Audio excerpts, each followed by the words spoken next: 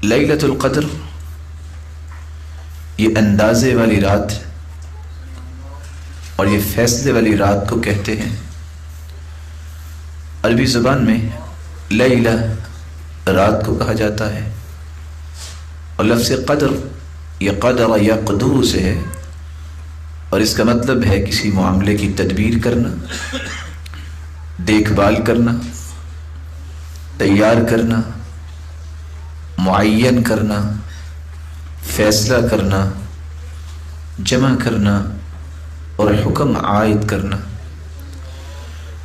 اللہ تعالیٰ کا یہ فیصلہ ہے کہ رب تعالیٰ اس رات میں پورے سال کے فیصلوں کو معین کر دیتے ہیں، اور اس کی دیکھ بھال کے لیے فرشتوں کی ذمہ داریاں لگا دیتے ہیں، اور اس کی تدبیر کے لیے ڈیوٹیاں تقسیم کر دی جاتی ہیں۔ یہ اللہ عز و جلال ایک ہی رات میں پورے سال کے فیصلوں کو جمع کر کے اناؤنس کروا دیتے ہیں۔ یہ مبارک رات، جس رات میں جبریل علیہ السلام کے ذریعے رسول اللہ صلی اللہ علیہ وآلہ وسلم پر قرآن مجید کے نزول کا آغاز ہوا، اس لیے اس رات کی اتنی قدر و قیمت ہے کہ اس کو 1000 مہینے سے افضل قرار دیا گیا۔ لیلۃ القدر کو لیلۃ القدر کیوں کہا گیا ہے؟ علماء یہ کہتے ہیں کہ لیلۃ القدر یہ عظم القدر سے ماخوذ ہے کہ اس رات کی عظمت، شرف اور شان بہت زیادہ ہے۔ جس طرح ہم عام زبان میں استعمال کرتے ہیں فلاں کی تو بہت قدر و قیمت ہے، تو رب تعالیٰ نے اس رات میں قرآن اتارنے کی وجہ سے اس کی عظمت اور قدر و قیمت سال کی بقیہ تمام راتوں سے بڑھا دی۔ لیلۃ القدر کو لیلۃ القدر اس لیے بھی کہتے ہیں، اس رات میں اللہ عز و جلال پوری کائنات کی آجال، ان کی عمریں، ارزاق، ان کے رزق اور جو ان کے متعلق امور ہیں ان کا فیصلہ، ان کا اندازہ پورے سال کا اسی رات میں ہی پیش کر دیا جاتا ہے، اور اللہ عز و جلال کے فیصلے کے مطابق ہی پورے سال میں یہ رزق تقسیم کیا جاتا ہے، اور اسی طرح دیگر انسانی متعلقات سامنے آتے ہیں۔ لیلۃ القدر کو اس لیے بھی لیلۃ القدر کہا جاتا ہے کہ اس رات کے اندر کیا گیا عمل بہت ہی اندازوں سے بھی بڑھ کے عظیم ہے۔ کوئی شعبان کی نصف رات جو ہے 15ویں رات، یا شوال کی یا رجب کی کوئی بھی ایسی رات کو عبادت کرتا ہے، وہ رات اس عظمت کو نہیں پہنچ سکتی جس عظمت کی عبادت اس رات میں کی گئی اللہ عز و جلال کے ہاں مقام حاصل کرتی ہے۔ اس لیے رسول اللہ صلی اللہ علیہ وآلہ وسلم نے فرمایا تھا، من قام رمضان ایمانا واحتسابا غفر له ما تقدم من ذنبه، کہ جو رمضان میں قیام کرتا ہے اجر کی نیت سے اور ایمان کی حالت میں، اس کے پچھلے گناہوں کو معاف کر دیا جاتا ہے۔ اور دوسری روایت جو صحیح بخاری کی ہے 1901، من قام لیلۃ القدر، جو لیلۃ القدر میں قیام کرتا ہے ایمانا واحتسابا، ایمان کی حالت میں اور رب تعالیٰ سے اجر و ثواب لینے کی نیت کے ساتھ، تو اللہ عز و جلال اس کے گناہوں کو معاف کر دیتے ہیں۔ یہاں رک کر یہ بات سمجھنا ضروری ہے، کچھ لوگوں کو یہ تڑپ ہوتی ہے کہ پتہ چلے کہ یہ رات کون سی رات ہے۔ مسلمانوں میں سے اگر کسی کو علم ہو یا نہ ہو، ہر 2 صورتوں میں اجر سے محروم نہیں ہوتا۔ اس لیے اللہ کے پیارے پیغمبر نے یہ نہیں فرمایا من علم لیلۃ القدر، کہ جو لیلۃ القدر کو جان لے گا اس کو یہ ثواب ملے گا۔ آپ نے فرمایا ہے من قام لیلۃ القدر، جو لیلۃ القدر میں قیام کرتا ہے۔ تو اس آخری عشرے میں رات کو بیدار رہنا، نماز پڑھنا، ذکر کرنا، قرآن کی تلاوت کرنا، دعا کرنا، صدقہ کرنا اور اس طرح کی نیکیاں پیش کرنا، یہ اصل میں ثواب کا باعث ہے، خواہ کسی کو علم ہو یا نہ ہو۔ اور مجاہد ابن جبر رحمہ اللہ تعالی، جنہوں نے عبداللہ ابن عباس رضی اللہ تعالی عنہ سے پورے قرآن مجید کی تفسیر 3 مرتبہ ایک ایک آیت کر کے پڑھی، وہ فرماتے ہیں کہ یہ جو لفظ اللہ تعالیٰ نے اتارے ہیں خیر من 1000 شہر، کہ یہ رات 1000 ماہ سے بھی افضل ہے، یہ اس 1000 مہینوں سے افضل ہے جس میں لیلۃ القدر نہ ہو، وگرنہ جس مہینے میں بھی ہر سال رمضان میں لیلۃ القدر آئے گی وہ 1000 مہینوں سے افضل ہوگی۔ تو لیلۃ القدر اس لیے بھی اس کو لیلۃ القدر کہا جاتا ہے کہ اس رات میں اللہ نے اصل میں مخلوق کی رشد و ہدایت کا ایک ایسا مبارک فیصلہ کیا کہ اللہ جلال نے لوح محفوظ سے پورا قرآن بیت العزت میں اتارا۔ لوح محفوظ جو اللہ تعالیٰ نے اپنے نظام کے مطابق لوح محفوظ میں سب کچھ لکھا ہے، اور 50,000 سال پہلے لکھا کائنات بنانے سے۔ اللہ تعالیٰ نے یہ پورا قرآن پہلے آسمان پہ بیت العزت میں اس کو اتارا، پھر 23 سال میں رفتہ رفتہ محمد کریم صلی اللہ علیہ وسلم پر نازل کیا گیا۔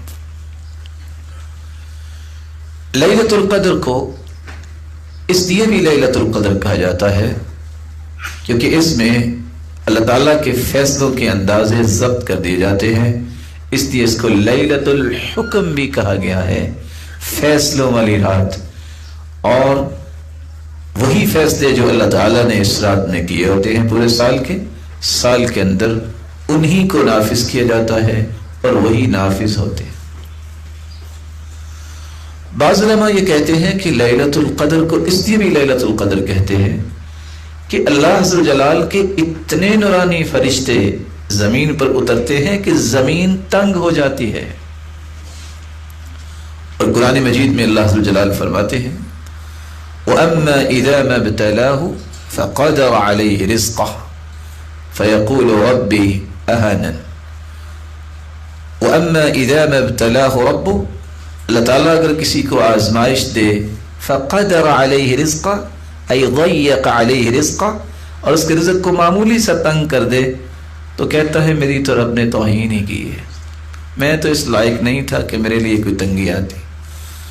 حالانکہ دینے والا بھی تو اللہ ہے اور آزمائش میں مبتلا کرنے والا بھی تو اللہ ہی ہے، نکالنا بھی اسی نے ہے، اس سے دعا کرو وہ نکال دے گا۔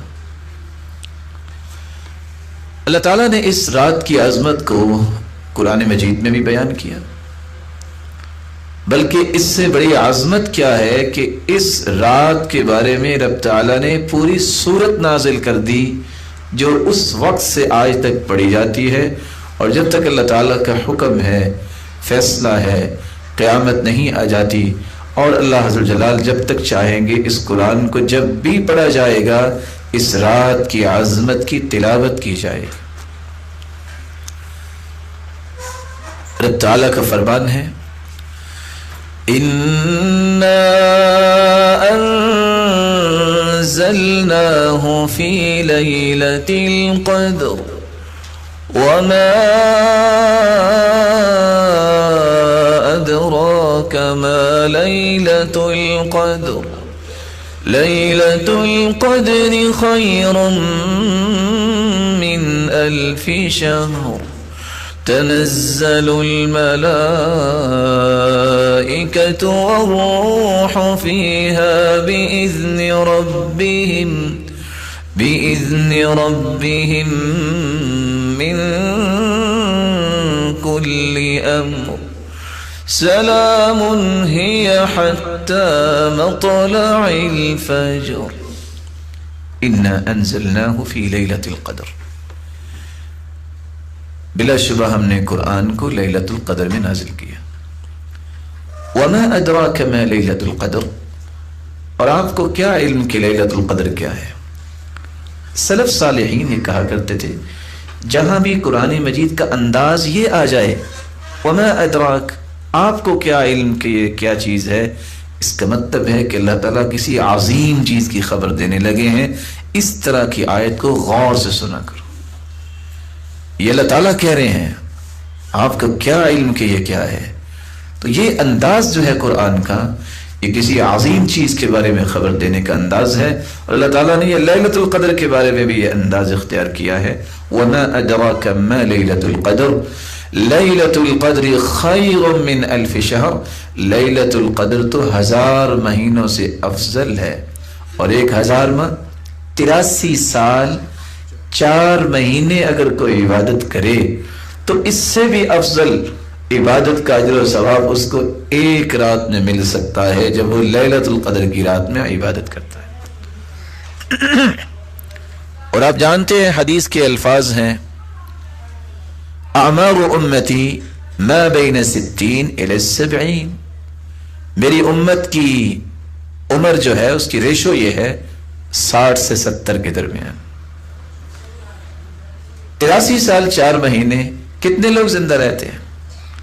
اور کتنے لوگ ہیں بلا شبہ 7 سال کی حکم میں نماز پڑھنے کے لیے اولاد کو کہا جاتا ہے. اور 7 سال کی عمر میں اگر کسی کو کہا جائے 10 سال کی عمر پہ سرزنش کی جاتی ہے. تو 10 سال یہ اگر کسی کی 93 سال عمر ہوگی تو تبھی تو وہ 83 سال کی عبادت اس کی ثابت ہوگی. شرط یہ ہے کہ وہ نمازی ہو. کتنے لوگ ہیں جو اتنی زندگی پا لیتے ہیں؟ اور یہ ایسی مبارک رات ہے جو ہر سال رات آتی ہے جو 83 سال 4 ماہ کی عبادت سے افضل اور بہتر اجر و ثواب اپنے نام اعمال میں لکھوا لیتا. اور اللہ اگر کسی کو توفیق دے دے اور وہ یہ رات بیت اللہ میں گزارے تو وہاں ایک نماز 1,00,000 نماز کے برابر ہے. اور 1,00,000 نماز جو ہے 55 سال نمازیں پڑھی جائیں تو تب جا کے 1,00,000 نمازیں بنیں گی. تو آپ اس 55 سال کو ذرا ملٹی پلائی کیجئے کہ یہ شخص کتنا خوش نصیب ہے کہ اس نے زندگی کی ایک رات عبادت ایسی کی کہ وہ ایک مرتبہ کیا 2-3 زندگیاں بھی مل جائیں اس کو تو عبادت کر کر کے تھک جائے اس کے برابر اس کو اجر نہیں مل سکتا. اور اگر نہیں بیت اللہ میں جا سکا مسجد نبوی میں بھی حدیث کے الفاظ ہیں کہ 1000 سے بہتر اجر ملتا ہے. 1000 نماز کا ثواب ملتا ہے. یا آخری عشرہ مسجد نبوی میں گزار لیں. تو رسول اللہ صلی اللہ علیہ وآلہ وسلم کی امت کے لیے اللہ تعالیٰ نے یہ آسانی فرمائی کہ پہلی امتوں کی عمریں زیادہ ہوتی تھیں. اس امت کے لیے آسانی کیا ہے کہ اگر ان کی زندگیاں زیادہ تھیں تو آپ کو حسرت نہیں کرنی. جتنی بھی زندگی ہے اللہ یہ مبارک بنا دے، اچھی بنا دے تو یہ ان کی زندگیوں سے زیادہ افضل بن جائے گی.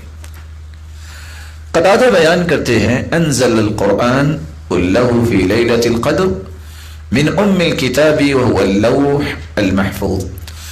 اللہ تعالیٰ نے پورے کا پورا قرآن مجید لوح محفوظ سے الى بیت العزہ فی سماء الدنیا، آسمان دنیا پہ اللہ نے بیت العزت بنایا ہے. اس میں سارا قرآن مجید اللہ تعالیٰ نے اتارا تھا اس رات میں.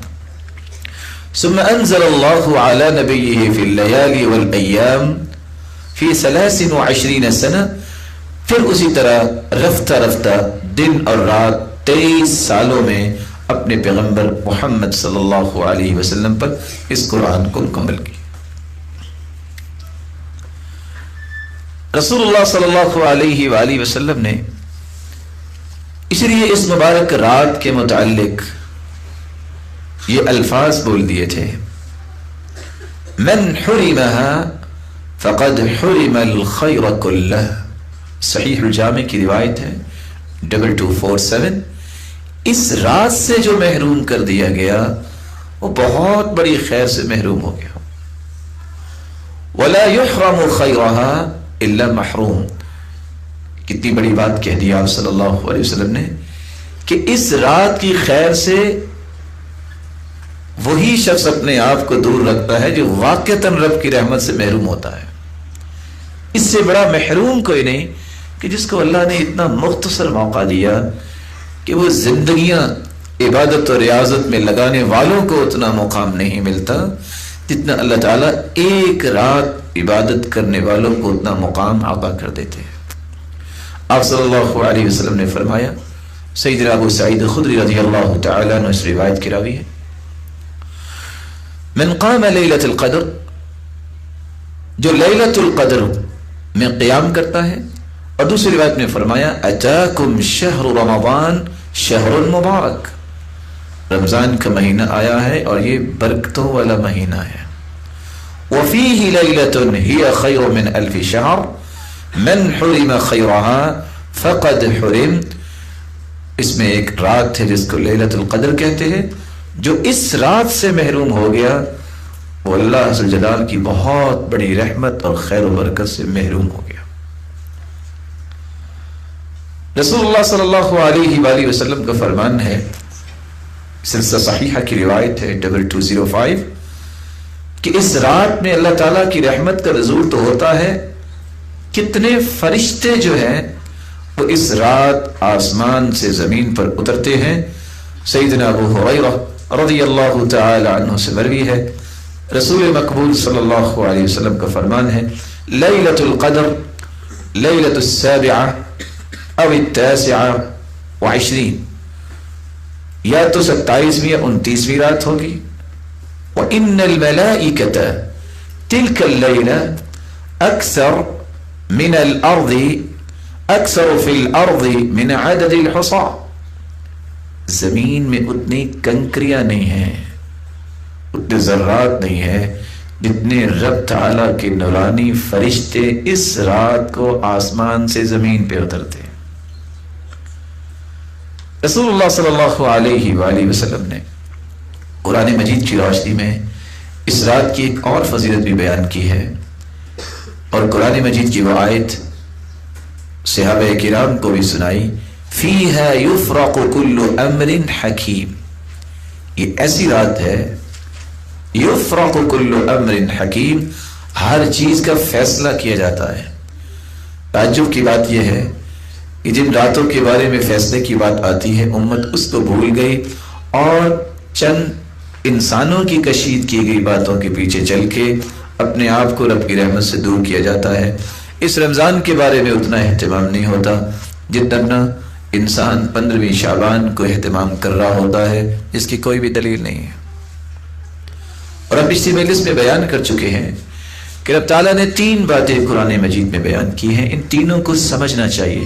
ایک آیت میں فرمایا اِنَّا أَنزَلْنَاهُ فِي لَيْلَةِ الْقَدْرِ، ہم نے قرآن مجید کو لیلۃ القدر میں نازل کیا۔ دوسری آیت میں فرمایا اِنَّا أَنزَلْنَاهُ فِي لَيْلَةٍ مُبَارَكَةٍ، ہم نے قرآن مجید کو مبارک رات میں اتارا۔ تیسری آیت میں فرمایا شہر رمضان الذي انزل فيه القرآن، رمضان کا مہینہ وہ مبارک مہینہ ہے جس میں قرآن اترا۔ اب ان تینوں آیتوں کو جمع کیجیے، قرآن رمضان میں اترا اور رمضان کی برکت والی رات میں اترا، اور وہ برکت والی رات جو ہے وہ لیلۃ القدر ہے۔ کوئی ہے اس بھی مشکل سمجھنے والی بات؟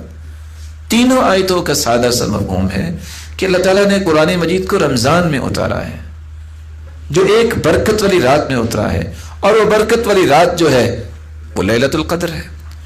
فیہا یفرق کل امر حکیم، اسی رات میں ہی اللہ تعالیٰ پورے سال کے فیصلے کرتے ہیں، اور اسی بات کو ربیعہ بن کلثوم بیان کرتے ہیں، کنت عند الحسن، میں حسن بصری کے پاس تھا، فقال له رجل، ایک آدمی کہنے لگا، یا ابا سعید، اے ابو سعید، لیلۃ القدر فی کل رمضان، یہ آیت جو ہے فیہا یفرق کل امر حکیم، یہ ہر سال لیلۃ القدر کی رات ہے؟ قال ای واللہ انہا لفی کل رمضان، لیلۃ القدر ہر سال کے بعد ایک رات آتی ہے، وانہا اللیلہ التی یفرق فیہا کل امر حکیم، اور یہ وہ مبارک رات ہے جس میں پورے سال کے فیصلے کیے جاتے ہیں، فیہا یقضی اللہ کل اجل وامل ورزق الی مثلہا، اس سال میں اللہ تعالیٰ زندگیوں کے فیصلے بھی کرتے ہیں، امیدوں کے فیصلے بھی کرتے ہیں، رزق کے فیصلے بھی کرتے ہیں اور اس طرح کے دیگر فیصلے جو ہوتے ہیں وہ اسی رات میں ہی ہوتے ہیں۔ ابو مالک روایت کرتے ہیں فیہا یفرق کل امر حکیم، اللہ تعالیٰ نے اس میں کیا کہا ہے؟ امر السنہ الی السنہ، اس سال سے لے کر اگلے سال کے اس دن تک جتنے فیصلے ہیں وہ اسی رات میں سنائے جائیں گے۔ ما كان من خلق او رزق او اجل او مصیبت، اس دن سے اس رات سے اگلے سال اس رات تک جتنے لوگ پیدا ہوں گے، جتنے لوگوں کو رزق ملے گا اور جتنے لوگوں کو موت آئے گی اور جتنے لوگوں پہ مصیبتیں آئیں گی، سارے فیصلے اللہ ذو الجلال اسی رات میں فرما دیتے ہیں۔ تو یہی برکت والی رات ہے، یہی لیلۃ القدر ہے، یہی رمضان میں آتی ہے، اس میں ہی سارے سال کے فیصلے ہوتے ہیں، اس لیے اس رات کا اہتمام انسان کو کرنا چاہیے۔ سوال یہ ہے کہ اگر کوئی اہتمام کرنا چاہے، ویسے تو یہ آپ بات سن چکے کہ جاننا ضروری نہیں ہے کہ کون سی رات تھی، عمل کرنا ضروری ہے۔ جو عمل کرے گا اس کو اجر مل جائے گا، اس لیے وہاں یہ نہیں کہا کہ من علم لیلۃ القدر، بلکہ فرمایا من قام لیلۃ القدر، جو لیلۃ القدر میں قیام کرتا ہے۔ لیکن اگر پھر بھی انسان اس کی نشانیوں کو جاننا چاہے، سمجھنے کے لیے شوق ہوتا ہے انسان کو، تو کن نشانیوں سے پہچانے کہ لیلۃ القدر کی فلاں رات تھی؟ شیخ محمد بن صالح العثیمین رحمہ اللہ تعالی روایات کو جمع کرنے کے بعد چند نشانیوں کا تذکرہ کرتے ہیں۔ لیلۃ القدر کی چند نشانیاں ہیں۔ سب سے پہلی نشانی قوت الاضاءہ والنور فی تلک اللیلہ، اس رات روشنی کچھ انوکھی سی ہوتی ہے، لیکن یہ روشنی شہر میں آپ اس کا اندازہ نہیں کر سکتے، یہاں تو لائٹنگ بھی بہت ہوتی ہے۔ اس روشنی کا اندازہ وہ کر سکتے ہیں جو لوگ شہر میں نہیں، صحرا میں ہیں، بادیہ دیہاتوں میں ہیں، جہاں لائٹنگ نہیں، وہاں اس رات کی روشنی یا نور کا اندازہ کیا جا سکتا ہے۔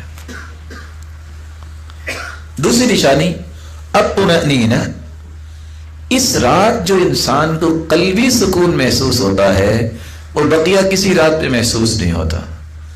انشراح الصدر، شرح صدر انسان کا دل کس طرح خوشی کے ساتھ مسرور ہوتا ہے، کس طرح دل کا سکون انسان کو ملتا ہے جب وہ اس رات کی عبادت کرتا ہے، اور انسان طمأنینت اپنے دل میں محسوس کرتا ہے جو بقیہ راتوں میں محسوس نہیں کرتا۔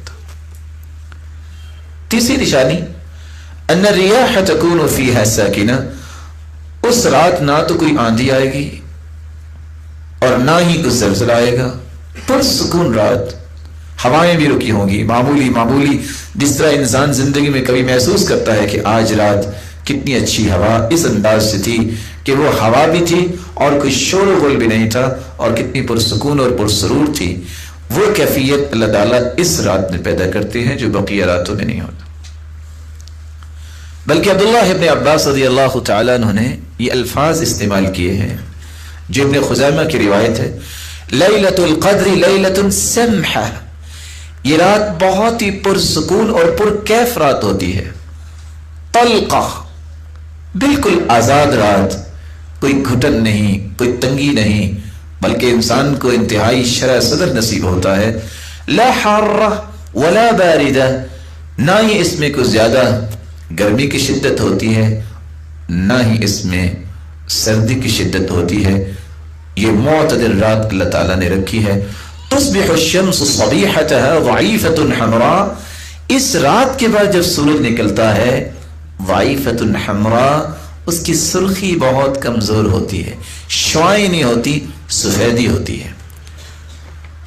چوتھی نشانی، بعض دفعہ رب تعالیٰ نے ایک لوگوں کو خواب میں یہ دکھا بھی دیتے ہیں، جیسا کہ بعض صحابہ کو بھی دکھایا گیا تھا، اور جیسا کہ اللہ کے رسول صلی اللہ علیہ وسلم کو بھی خواب میں دکھا دیا گیا تھا کہ یہ لیلۃ القدر کی رات ہے۔ پانچویں نشانی، اس رات میں قیام کرنے کی لذت پورے رمضان کی راتوں کی لذت کے مقابلے میں بہت زیادہ ہوتی ہے۔ ابی ابن کعب رضی اللہ تعالی عنہ نے ایک چھٹی نشانی بیان کی ہے، اور وہ کہا کرتے تھے واللہ، اور اللہ کی قسم، انی لأعلم ای لیلۃ ہی لیلۃ القدر، میں جانتا ہوں کہ لیلۃ القدر کی رات کون سی رات ہے۔ کیسے جانتے ہیں؟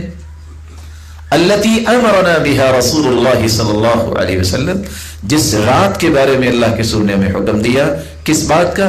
بقیامها، کہ ہم اس میں قیام کریں. یا لیلۃ صبیحۃ 27، یہ 27ویں رات کے بعد جو صبح ہوتی ہے. اور اماراتها، اور اس کی نشانی یہ ہے، ان تطلع الشمس فی صبیحۃ یومها بیضاء لا شعاع لها، جب 27ویں رات کے بعد 27ویں دن سورج نکلتا ہے تو اس کی شعاعیں نہیں ہوتی، اس کی سفیدی بس نظر آتی ہے. اور یہ روایت صحیح مسلم کی ہے 179. اور ابی ابن کعب رضی اللہ تعالیٰ عنہ کی دوسری روایت سنن ابی داؤد میں 1378 میں یہ الفاظ بھی موجود ہیں کہ جب سورج نکلتا ہے تو کس طرح؟ مثل قسطی، جس طرح ایک کھلا تھال ہوتا ہے. لیس لها شعاع حتى ترتفع، جب تک سورج بلند نہیں ہو جاتا اس وقت تک اس کی شعاعیں نہیں ہوتی. عبداللہ ابن عباس رضی اللہ تعالیٰ عنہ کی بات بھی آپ نے سنی کہ اس دن سورج جب نکلتا ہے حمراء ضعیفہ، سرخ تو ہوتا ہے لیکن کمزور، کس اعتبار سے؟ اس کی شعاعیں نہیں ہوتی. تو یہ چند نشانیاں اس رات کی بیان کی گئی ہیں. یہاں رک کے بھی یہ بات سمجھنی چاہیے کہ آخر اللہ تعالیٰ نے اس رات کو مخفی کیوں رکھا ہے؟ اگر اللہ تعالیٰ بتا دیتے کہ یہ رات ہے تو چلو کوئی ہمت کاری لیتا. انسان کی تو یہی خواہش ہوتی نا، کام مختصر ہونا چاہیے. اب 10 راتیں کون جا کے، چلو ایک رات ہوتی، چلو کوئی ہمت کر ہی لیتے. اصل مقصود کیا ہے؟ اس کو مخفی رکھنے کا اصل جو راز ہے وہ یہ ہے کہ ان تمام راتوں میں انسان عبادات کریں، اللہ عز و جلال سے تعلق کو مضبوط کریں، اور یہ امید رکھیں ہو سکتا ہے کہ یہ رات ہو سکتا ہے کہ یہ رات ہو. اور اسی طرح ان کے یہ 10 دن رب تعالیٰ کے ساتھ خوبصورت گزر جائیں.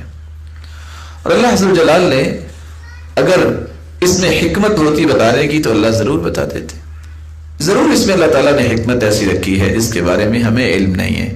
اور یہی اللہ تعالیٰ کے فیصلوں کے وہ راز ہیں جن کے بارے میں اللہ نے نہیں بتایا، تو وہاں ایمان لانا اور اس پہ کاربند ہونا ہی ہماری عظمت کی اصل میں نشانی ہے.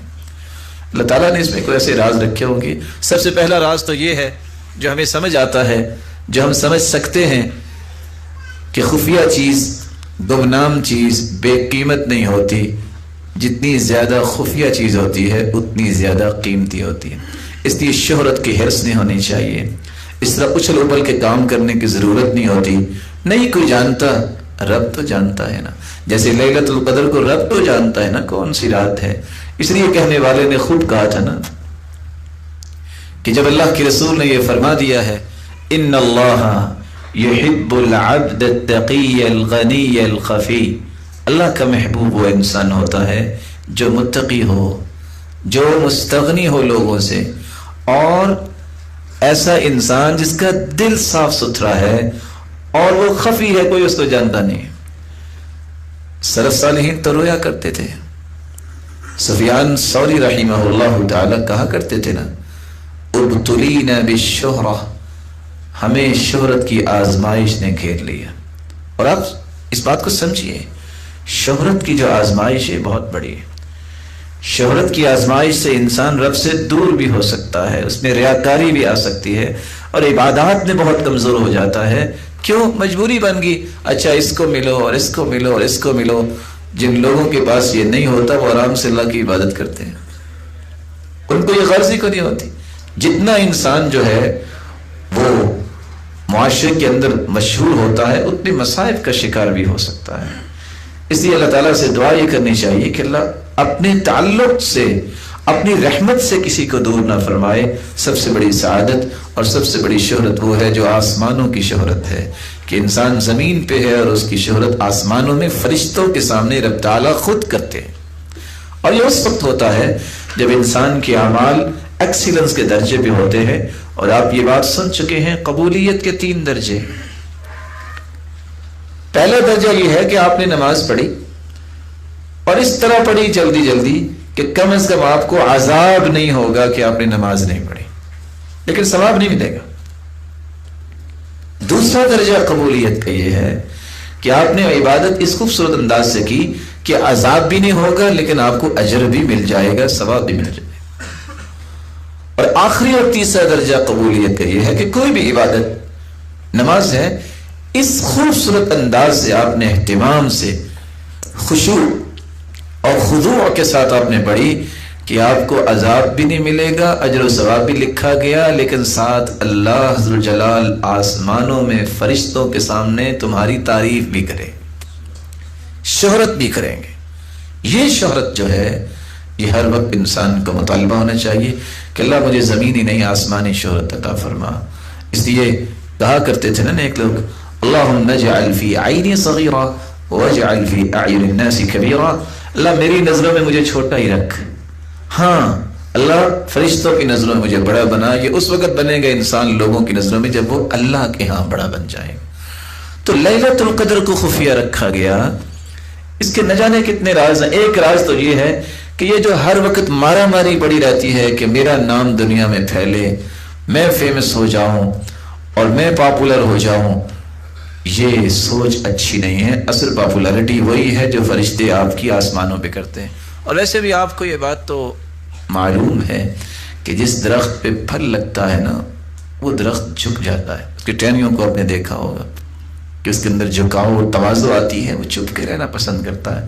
لیکن جو پاپولر درخت ہے نا، آپ کے علم میں ہے کہ اس پہ پھل نہیں لگتا، بلکہ اگر کوئی جانتا ہے زراعت کے مسائل کو تو وہ جانتا ہے کہ جہاں یہ لگ جائے یہ پاپولر تو وہاں دائیں بائیں کتنی زمین میں کچھ ہونے بھی نہیں دیتا۔ تو جو زیادہ پاپولر ہوتا ہے نا، پاپولر، تو اس کو واقعی پھل نہیں لگتا، وہ بیچارہ اکیلا ہی رہتا ہے، اور ہو سکتا ہے کہ اکیلا بھی رہے تو قلق اضطراب میں رہتا ہے۔ تو اللہ عز و جلال نے کوئی راز رکھا ہے کہ اس رات کا تعین نہیں کیا کہ یہ فلاں رات ہی ہوگی، اس لیے اس رات کو عبادت کر لو۔ لیس الخمول بعار علی امرئ ذی جلال فلیلۃ القدر تخفی فتلک خیر اللیالی۔ کسی بھی اچھے انسان کا گمنام ہونا یہ کوئی عیب نہیں ہے۔ کتنے ایسے لوگ ہیں جن کو میں اور آپ نہیں جانتے، وہ ہم سب سے افضل ہوں گے اللہ کے ہاں، کیونکہ اللہ جانتا ہے نا کس کا دل کتنا پیارا ہے، کس کے دل کو اللہ نے کتنا اچھا بنایا ہے، یہ تو اللہ کے علم میں۔ لیس الخمول بعار علی امرئ ذی جلال فلیلۃ القدر تخفی فتلک خیر اللیالی۔ دیکھیے لیلۃ القدر مخفی ہے، حالانکہ یہ 83 سال 4 مہینوں سے افضل ہے۔ اور ایسے بھی یہاں ایک دوسری حکمت بھی سمجھ آتی ہے۔ آپ نے دیکھا ہوگا کہ جتنے بھی اللہ تعالیٰ نے نعمتیں پیدا کی ہیں انسان کے لیے، خشک میوہ جات ہیں، کبھی کسی نے بادام کا چھلکا بھی کھایا؟ اصل قیمت کس کی ہوتی ہے؟ جو اس کے اندر چھپا ہوا ہے۔ ہر چیز جو خفیہ ہوتی ہے اس کی قدر ہے۔ آپ اس بات کو تھوڑا سا امیجن کیجئے اپنی زندگی کے نظام میں۔ لائٹ چلی ہوئی ہے، اس میں اور رات میں بہت فرق ہے۔ اب یہاں آپ کھڑے ہو کے نماز پڑھیں گے، شور و غل، آپ کا دل اس طرح خالص توجہ نہیں کر سکتا اللہ کی طرف جو رات کی پرسکون کیفیت میں آپ اللہ سے متوجہ ہو سکتے۔ اس لیے وہاں لفظ کیا بول دیے؟ صلاۃ الرجل حیث لا یراہ الناس تضاعف علی 25 صلاۃ حیث یراہ الناس۔ لوگوں کے سامنے آپ جو نماز پڑھتے ہیں وہ نماز، اور وہ نماز جو لوگوں کی نظروں سے اوجھل ہو کے پڑھتے ہیں، اس نماز اور اس نماز میں فرق کیا ہے؟ یہ خفیہ نماز لوگوں کے سامنے پڑھی گئی 25 نمازوں کے برابر ایک نماز ہے۔ اس لیے آپ نے دیکھا ہوگا، آپ بھی مساجد میں جاتے ہیں، میں آپ کی خدمت میں گزارش کروں گا، آپ انتظامیہ سے گزارش کیا کریں، بھئی نماز پڑھنی ہے تو 1 سے 2 لائٹیں کافی ہیں، جلا لیں۔ وہاں 150 لائٹ جل رہی ہوتی ہے، جی رمضان ہے آخر، بھی رمضان تو ہے، اس میں تو کوئی شک نہیں۔ نماز میں تو آپ نے کوئی موتی نہیں نہ پرونے ہیں، وہاں تو آپ نے اللہ سے باتیں کرنی ہیں، تو آپ اپنی ضرورت کے مطابق 1-2 لائٹیں جلا لیں۔ لیکن آگے سے آپ کو جواب ضرور ملے گا جو آج کل بھی دیا جاتا ہے کہ بل آپ کو آتا ہے۔ آپ ان سے ضرور کہیے کہ اللہ تعالیٰ آپ کی مدد فرمائے اور آپ کو پیسے دے، لیکن ضروری ہے کہ آپ بلوں میں ہی لگا دیں، آپ کسی فقیر مسکین کو دے دیں، آپ کسی نیکی کے کام پہ خرچ کر دیں، صرف اس نمائش میں لگانے ہیں۔ اصل راز کیا ہے وہ سمجھیے۔ بھی اللہ عز و جلال چاہتے تو پانچوں نمازیں دن دن میں رکھ دیتے، چلو بعد میں سو جاؤ، دن دن میں سارے روشنی میں پڑھ لو. کیوں چند نمازیں رات کو رکھی ہیں؟ کیوں تہجد کو افضل قرار دیا ہے؟ انسان جب ظہر اثر کی نماز پڑھتا ہے نا، تو اگر کوئی متقی ہو، کوئی نیک ہو، تو نماز پڑھتے پڑھتے کچھ آیتیں پڑھے، اللہ کا خوف، اللہ کی جنت کی طلب، تو اس کو رونا آئے تو وہ روتا نہیں ہے. کیوں؟ ساتھ کھڑے لوگ دیکھیں گے، کیا کہیں گے کہ اس کا چہرہ بگڑ رہا ہے. لیکن رات کو اللہ تعالیٰ نے اسی رکھا کہ چلو اب جیسے بھی تم رونا چاہتے ہو رو لو، جتنا تمہارا چہرہ بگڑے گا مجھے اتنا ہی پیارا لگے گا. اس سے ایک اور راز بھی سمجھ آتا ہے جو آج کل کے معاشرے کی ضرورت بھی ہے. لوگ شاید سمجھتے ہیں کہ بے پردگی سب کے سامنے آنے سے بہت جو انسان کی قدر و قیمت ہوتی ہے. اللہ نے قدر و قیمت رکھی ہے تو کس کی؟ جس کو چھپایا ہوا ہے. اللہ عز و جلال نے اس لیے لیلۃ القدر کو چھپا کے رکھا ہے کہ اس کی تلاش کرو. کیسے؟ عمل صالح کے ساتھ، عبادات کے ساتھ، ریاضت کے ساتھ، ذکر و اذکار اور قرآن مجید کی تلاوت کے ساتھ.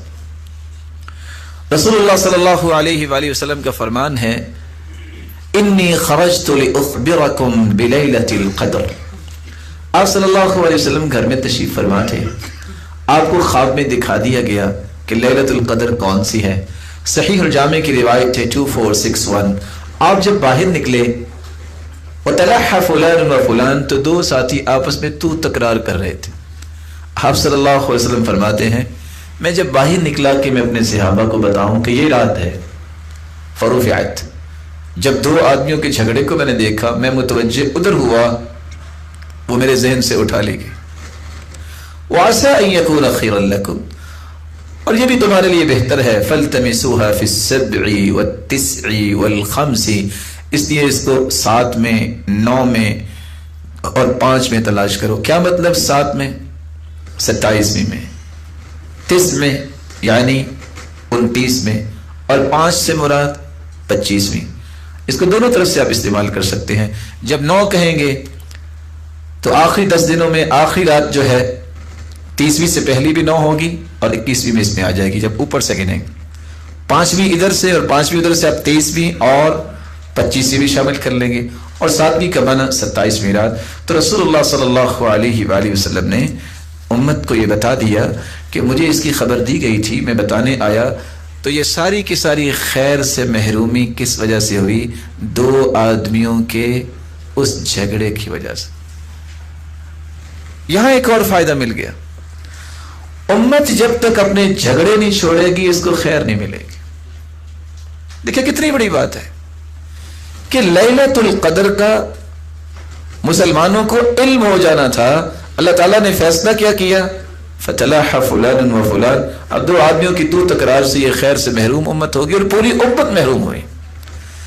اس لیے ہم یہ کہتے ہیں اللہ تعالیٰ کے ساتھ تعلق، اللہ تعالیٰ کے ساتھ ایمان کا تقاضا یہ ہے کہ آپ خاندانی عصبیت کو چھوڑیں، آپ لسانی عصبیتوں کو چھوڑیں، اور آپ صوبائی اور علاقائی عصبیت کو چھوڑیں، آپ تنظیمی اور مسلکی عصبیتوں کو چھوڑیں.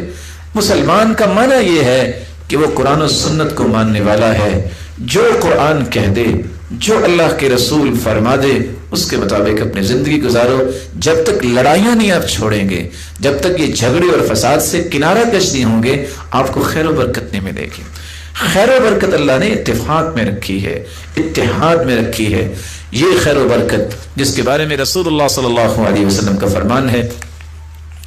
نعمان بن بشیر اس روایت کے راوی ہیں، صحیح الجامع کی روایت ہے.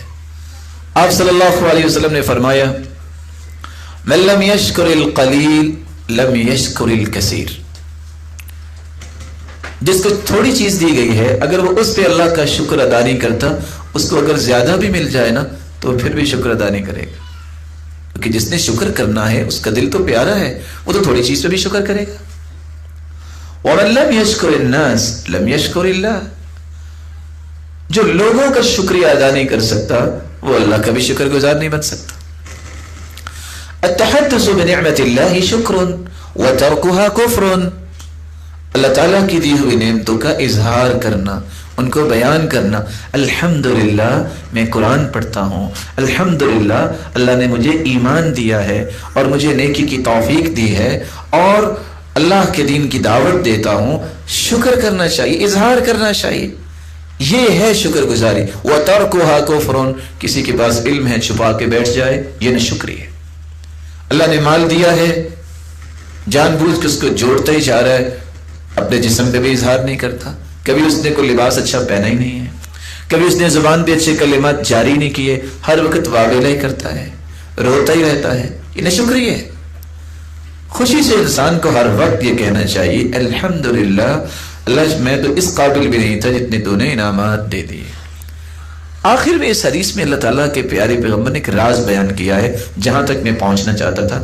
آپ نے فرمایا الجماعت رحمہ، جماعت بندی جو ہے، جڑے رہنا، اکٹھے رہنا، یہ اللہ کی رحمت ہے. اس سے اللہ کی رحمتوں کا نزول ہوتا ہے، اس سے انسان رب تعالیٰ کی رحمتوں کا مستحق بنتا ہے.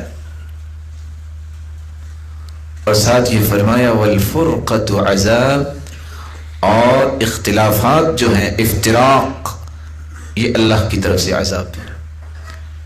اور حدیث یہ کہتی ہے جس قوم کے اندر قرآن و سنت کا نفاذ نہیں ہوگا، وَمَا لَمْ تَحْكُمْ أَئِمَّتُهُمْ بِكِتَابِ اللَّهِ إِلَّا جَعَلَ اللَّهُ بَأْسَهُمْ بَيْنَهُمْ، جس قوم کے اندر اللہ تعالیٰ کی کتاب کے مطابق فیصلے نہیں ہوتے، اس قوم کے اندر خانہ جنگی ہو جاتی ہے. یہ حدیث نے بتا دیا. اور جب قوم اپنے عہد و پیمان کو پورا نہیں کرتی، صلت اللہ علیہم عدوہم، اس قوم پہ اللہ تعالیٰ دشمن کو مسلط کر دیتے ہیں. اب یہ سٹیٹمنٹ تو آج سے 1400 سال پہلے اللہ کے رسول صلی اللہ علیہ وسلم نے دے دی تھی. ایمان لانے والے ایمان لاتے ہیں. جب تک یہ اختلافات، یہ فروعی اختلافات، چھوٹی چھوٹی باتوں پہ جھگڑے اور فسادات کو انسانیت نہیں چھوڑتی، اس وقت خیر و برکت کا ملنا ممکن نہیں ہے. خیر و برکت اس وقت ملتی ہے جب انسان اللہ کی رحمت کے سائے تلے ہو. اور شاید کہ میں ایک چھوٹی سی بات کہہ کے یہ بات سمجھانے میں کامیاب ہو سکوں. مجھے اگر کسی بات سے اختلاف ہو گیا ہے کسی کے ساتھ، اس کے اندر کوتاہی کمی ہے، تو میرے اندر کوئی کمی کوتاہی نہیں ہے. جس دن مجھے یہ سمجھ آ گیا نا کہ کامل تو میں بھی نہیں ہوں، عیب تو میرے اندر بھی ہے، کمی کوتاہی تو میرے اندر بھی ہوتی ہے، اس دن یہ مسئلہ حل ہو جائے گا. جب تک میں یہ سمجھتا رہا کہ سارے ہی غلط ہیں، میں ہی ٹھیک ہوں، اس وقت تک یہ معاملہ حل نہیں ہوگا. آپ صلی اللہ علیہ وسلم نے تربیت ایسی کی تھی صحابہ کرام کی.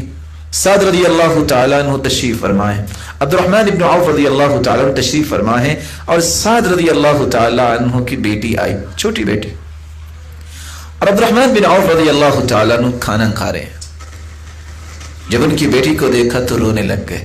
کہتے ہیں یہ اس انسان کی بیٹی ہے جو ہوا خیر منی، جو مجھ سے اچھا تھا. میں نے نام کن کا بلا لیا ہے؟ عبد الرحمن ابن عوف کا.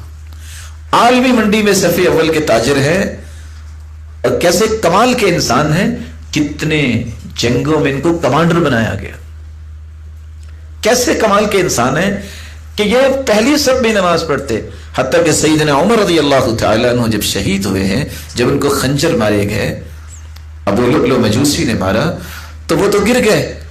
نماز پوری کروائی تو ان کے بالکل پچھلی طرف کھڑے ہوئے تھے پہلی صف میں، وہ عبد الرحمن بن عوف تھے. وہ آگے بڑھے، انہوں نے نماز پوری کروائی.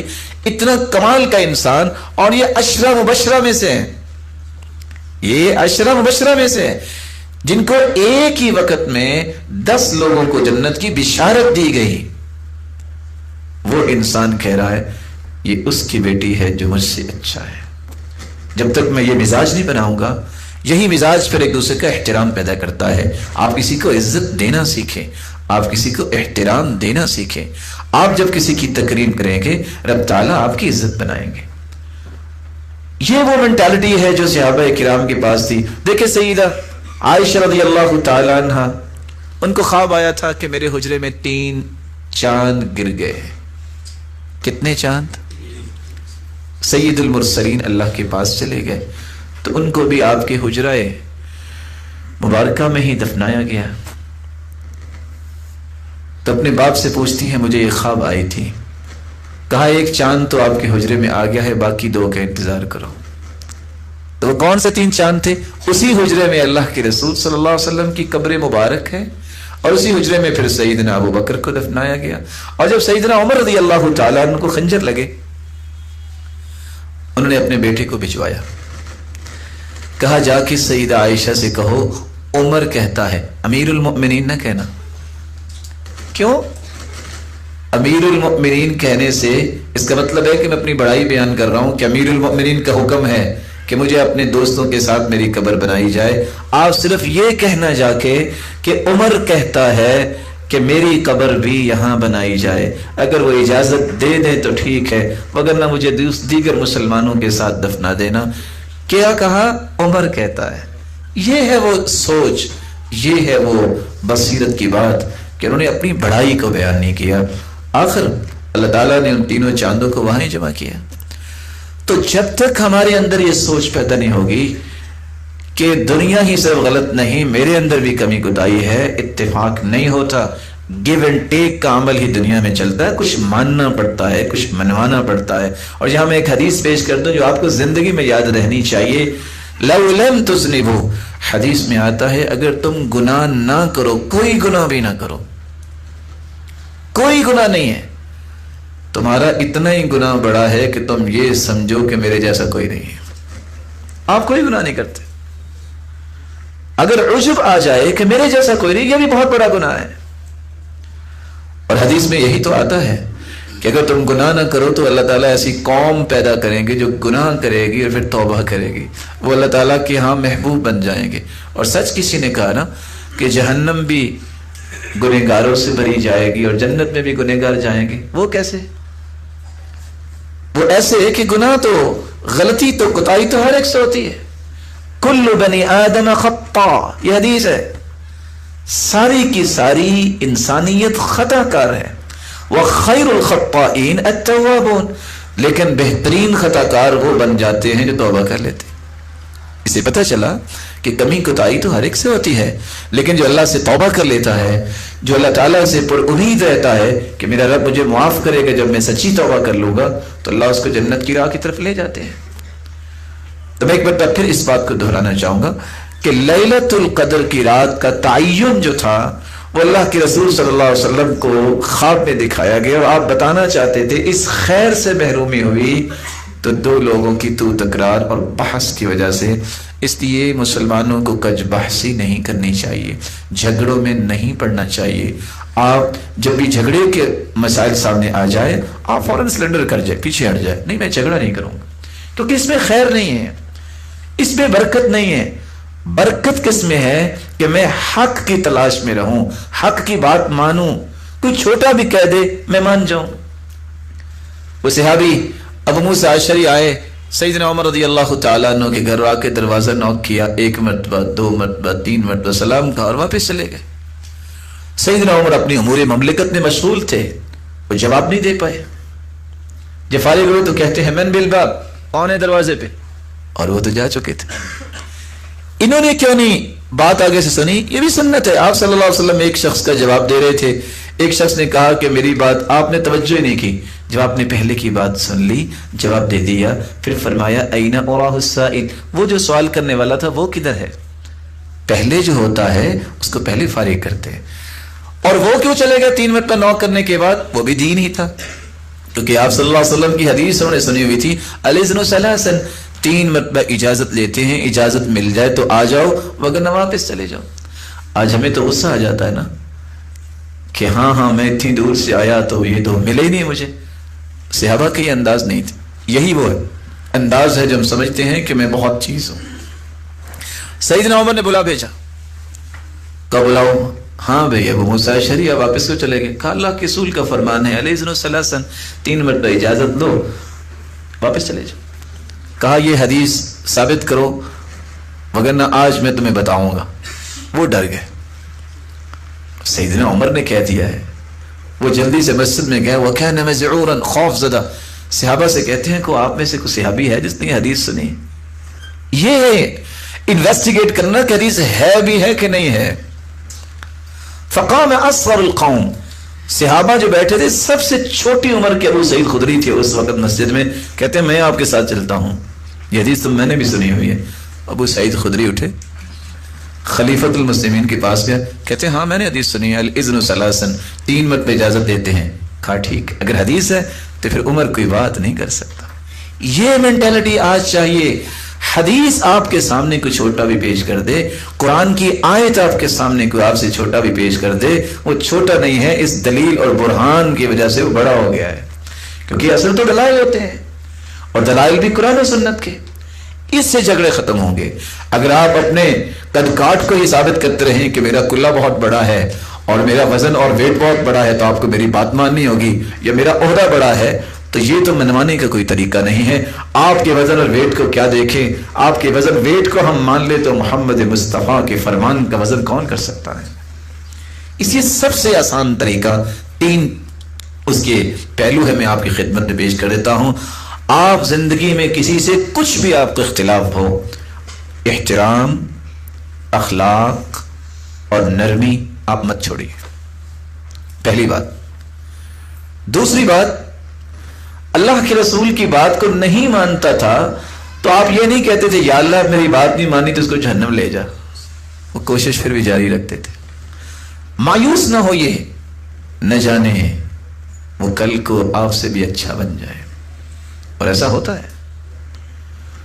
تیسری بات، آپ دلائل کو سامنے رکھیے، اس نیت سے کوئی بات کیجئے، رائے کا اختلاف ہوتا ہے کہ نہیں یہ قرآن میں ہے اور یہ حدیث میں ہے، اگر آپ سمجھنا چاہتے ہیں تو مجھے بڑی خوشی ہے، نہیں تو میں جھگڑا نہیں کروں گا۔ اپنے آپ کو اس سے اچھا سمجھنا اور اس کو حقیر جاننا، اس سے کبھی اختلاف ختم نہیں ہوتے۔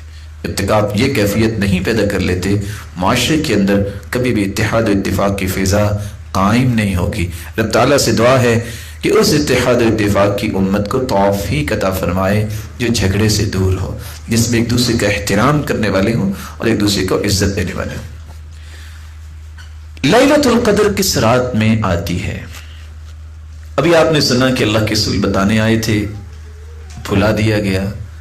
آپ صلی اللہ علیہ وآلہ وسلم کے فرامین کو سنیے اور یہ اندازہ کیجئے شریعت چاہتی کیا ہے، اور آپ یہ بھی سن چکے کہ ضروری نہیں ہے کہ ہم جانے کس رات کو آتی ہے، صرف دلائل کی روشنی میں یہ بتانا مقصود ہے کہ لوگ جو بے روی کا شکار ہے ان کو صحیح راستہ مل جائے۔ صحیح بخاری کی روایت ہے، اور یہ روایت ہے 2020، تحروا لیلۃ القدر فی العشر الاواخر من رمضان۔ رسول اللہ صلی اللہ علیہ وسلم نے فرمایا لیلۃ القدر کو تلاش کرو آخری عشرے کی راتوں میں۔ اس کا مطلب یہ نکلا کہ لیلۃ القدر دن میں تو نہیں ہوگی، اور پھر اس کا ایک مطلب تو یہ سمجھ میں آ گیا کہ یہ آخری عشرے میں ہوگی، اور تیسری بات یہ بھی سمجھائی کہ اس کو تلاش کرنا پڑے گا۔ کیسے؟ اس رات یا ان 10 کی 10 راتوں میں انسان کو عبادت میں دل لگانا پڑے گا۔ دوسری روایت، رسول اللہ صلی اللہ علیہ وسلم کا فرمان ہے، اور یہ روایت سنن ابی داؤد کی ہے 1383۔ آپ صلی اللہ علیہ وسلم نے فرمایا التمسوها فی العشر الاواخر، آپ رمضان کے آخری عشرے میں اسے تلاش کرو، اور پھر فرمایا والتمسوها فی التاسعہ، اس کو 9 میں یعنی 29 میں، والسابعہ اور 7 میں، والخامسہ اور 5 میں تلاش کرو۔ راوی کہتے ہیں میں نے سوال کیا میں التاسعہ والسابعہ والخامسہ، یہ تاسعہ، خامسہ اور سابعہ کیا ہے؟ یہ 9 7 5 یہ گنتی کیا ہے؟ تو جواب دیا اذا مضت 21، جب 21 کا عدد گزر جائے، فالتی تلیہ التاسعہ، تو اس کے بعد 9 کا عدد آئے گا۔ کوئی پہچان رہا ہے میں کیا کہہ رہا ہوں؟ 9 اور 7 اور 5، جب ہم 9 بولتے ہیں تو اس سے مراد کیا لیا جاتا ہے؟ 21ویں رات بھی اور 29ویں رات بھی۔ بھلا کیسے؟ 9 دن رہ گئے، اور اگر اوپر سے ہم پیچھے کی طرف آئیں تو 9واں دن۔ سابعہ، سابع سے کیا مراد ہے؟ 7 سے 7 دن رہ گئے یا 7واں دن۔ جب 7 دن رہ گئے تو یہ کیا بن گئی؟ 23۔ جب 7واں دن مراد لیں گے تو پھر کیا بن گیا؟ 27۔ خامسہ 5، اس سے مراد کیا ہے؟ 5 دن رہ گیا یا 5 دن؟ اوکے، تو 21 23 25 27 اور 29 اس انداز سے انہوں نے حدیث میں وضاحت کر دی۔ تیسری روایت ابو سلمہ رضی اللہ تعالی عنہ کی ہے، اور یہ روایت بھی صحیح بخاری کی ہے، اور صحیح بخاری کے اندر 2016 اس کا نمبر ہے. سألت ابا سعید وكان لي صديقا. ابو سلمہ کہتے ہیں کہ میں نے ابو سعید سے پوچھا اور وہ میرے دوست تھے. کہتے ہیں اعتکفنا مع النبي صلی اللہ علیہ وسلم العشر الاوسط من رمضان. ہم رمضان میں درمیانے عشرے میں اللہ کے رسول کے ساتھ اعتکاف بیٹھے. آپ پچھلے درس میں سن چکے ہیں کہ اعتکاف 10 دن کی بھی اللہ کے رسول نے کی اور 20 دن کی بھی کی, اور آپ نے رمضان کے آخری عشرے میں بھی اعتکاف کی, اور آپ نے رمضان کے درمیانے عشرے میں بھی اعتکاف کی, اور آپ نے یہ بھی پڑھا کہ شوال میں بھی کی, اور آپ نے یہ بھی پڑھا کہ ایک دن کی بھی اعتکاف کرنا جائز ہے, ایک رات کی بھی, اور آپ نے اس کے بارے میں دلائل سنے. صحابی کہتے ہیں فخرج صبیحۃ 20 فخطبنا. آپ 20ویں دن جب صبح کی تو آپ نے ہمیں خطبہ دیا اور فرمایا انی اریت لیلۃ القدر, مجھے لیلۃ القدر دکھائی گئی. ثم انسیتها او نسیتها, پھر میں بھول گیا یا مجھے بھلا دیا گیا. فالتمسوها فی العشر الاواخر فی الوتر, آخری عشرے میں تلاش کرو طاق راتوں میں. تھوڑا سے قریب ہو رہے ہیں نا. پہلے یہ بتایا کہ لیلۃ القدر رمضان میں آئے گی, پھر آپ نے فرمایا کہ لیلۃ القدر آخری عشرے میں ہوگی, پھر آخری عشرے میں آگے مزید اس کو قریب کیا کہ اب تم طاق راتوں میں سے تلاش کرو. تو طاق راتیں کون سی ہیں؟ 21, 23, 25, 27 اور 29. وَإِنِّي رَأَيْتُ أَنِّي أَسْجُدُ فِي مَاءٍ وَطِينٍ, اور میں نے خواب میں دیکھا ہے کہ میں مٹی اور پانی میں سجدہ کر رہا ہوں. فَمَنْ كَانَ اِعْتَكَفَ مَعَ رَسُولِ اللَّهِ فَلْيَرْجِعْ, جس نے اللہ کے رسول کے ساتھ اعتکاف کیا ہے وہ لوٹ جائے. فرجعنا, ہم واپس لوٹ گئے. وَمَا نَرَى فِي السَّمَاءِ قَزَعًا, اور ہمیں آسمان میں کوئی بادلی نظر نہیں آئی. فَجَاءَتْ سَحَابَةٌ, اچانک سے ایک بادل رونما ہوا. فنطرت, اور برسنے لگ گیا. حتی سال سقف المسجد, یہاں تک کہ مسجد کی چھت ٹپکنے لگی. وکان من جرید النخل, اور چھت اس وقت کھجور کے ڈنٹھل اور ٹہنیوں سے بنی تھی. واقیمت الصلاة, نماز کھڑی کی گئی. فرأیت رسول اللہ صلی اللہ علیہ وسلم یسجد فی الماء والطین, میں نے دیکھا کہ اللہ کے رسول مٹی اور پانی میں سجدہ کر رہے ہیں. حتی رأیت اثر الطین فی جبہتہ, اور میں نے آپ صلی اللہ علیہ وسلم کی مبارک پیشانی پہ مٹی کے آثار بھی دیکھے. تو آپ صلی اللہ علیہ وسلم کو خواب میں دکھائی گئی, جیسا کہ ہم نے نشانیوں میں بیان کیا, اور صحابہ کرام کو بھی دکھائی گئی.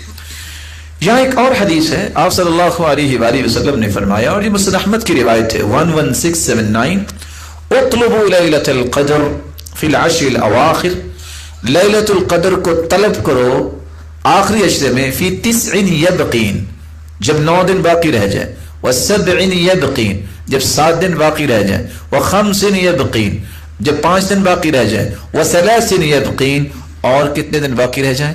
3 دن باقی رہ جائیں. رسول اللہ صلی اللہ علیہ وآلہ وسلم کے صحابی عبداللہ بن عباس, اللہ تعالیٰ نے اس نوجوان کو کیا ہی کمال دیا تھا.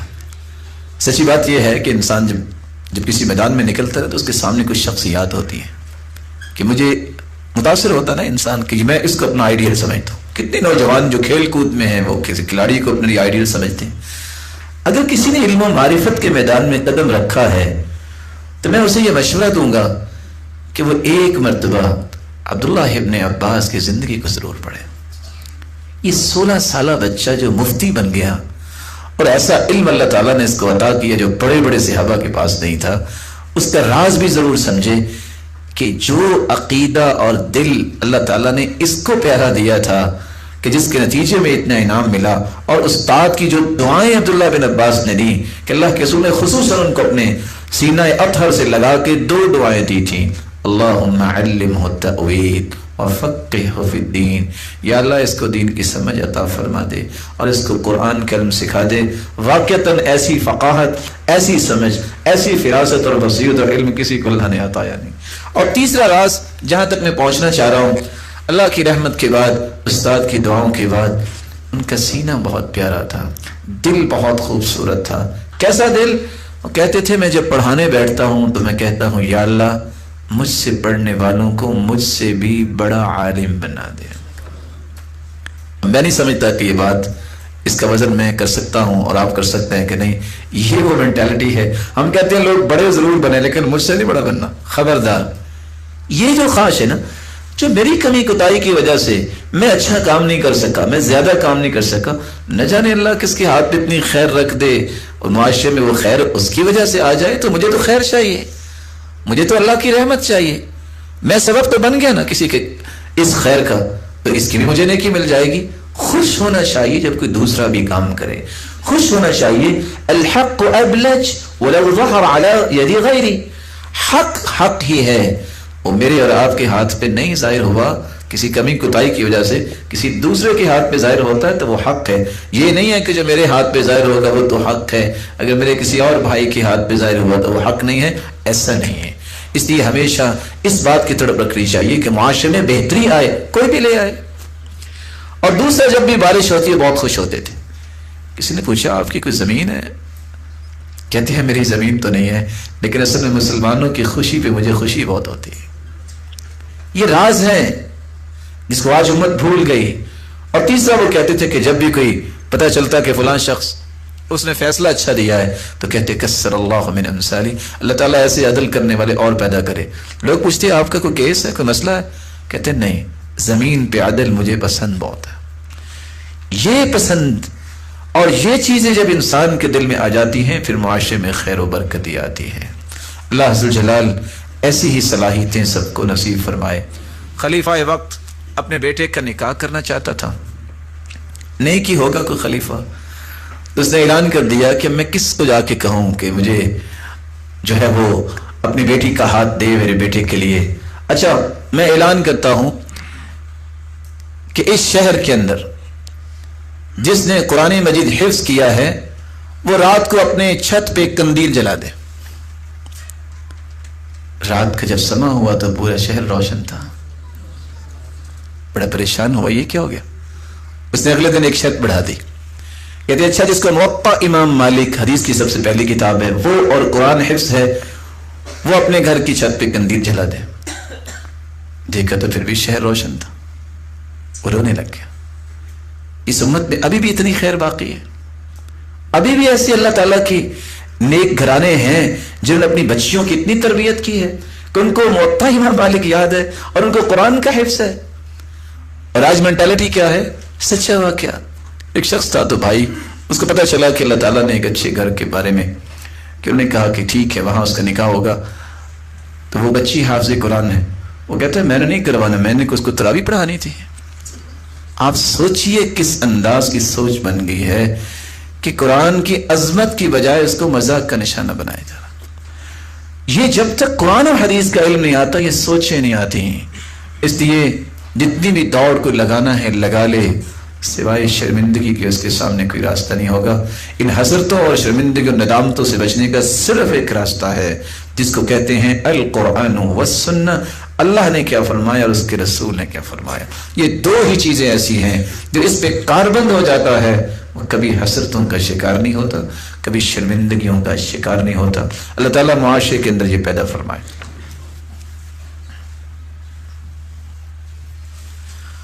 آپ صلی اللہ علیہ وسلم کے صحابی عبداللہ ابن عباس رضی اللہ تعالی عنہ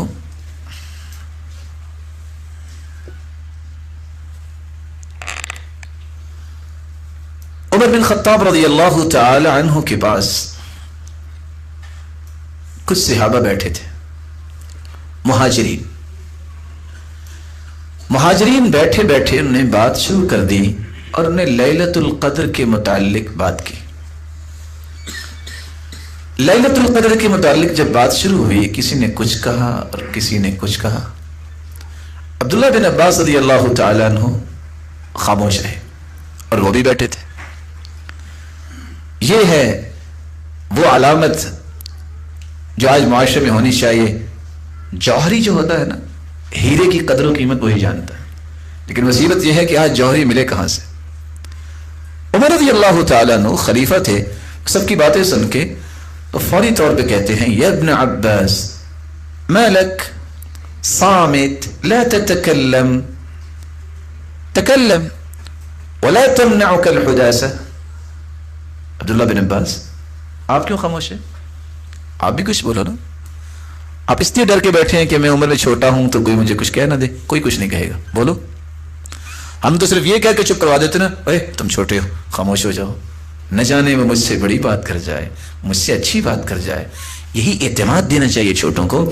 اور جو ٹیچر کسی بھی اپنے اسٹوڈنٹ کی بات تسلی سے تشفی سے سنتا ہے، وہ اصل میں اپنے شاگردوں میں اعتماد بلڈ کر رہا ہوتا ہے، اس کے اندر بولنا جو ہے اس کی طاقت پیدا کر رہا ہوتا ہے، کل کو حق گوئی کرے گا۔ اور جو دبا دیتا ہے نتیجتاً وہ بہت ساری صلاحیتوں کو دبا رہا ہوتا ہے۔ عبداللہ بن عباس رضی اللہ تعالی عنہ جب اتنی بات انہوں نے سنی تو کہتے ہیں، یا امیر المؤمنین، اے مومنوں کے خلیفہ، میں بھی کچھ کہوں؟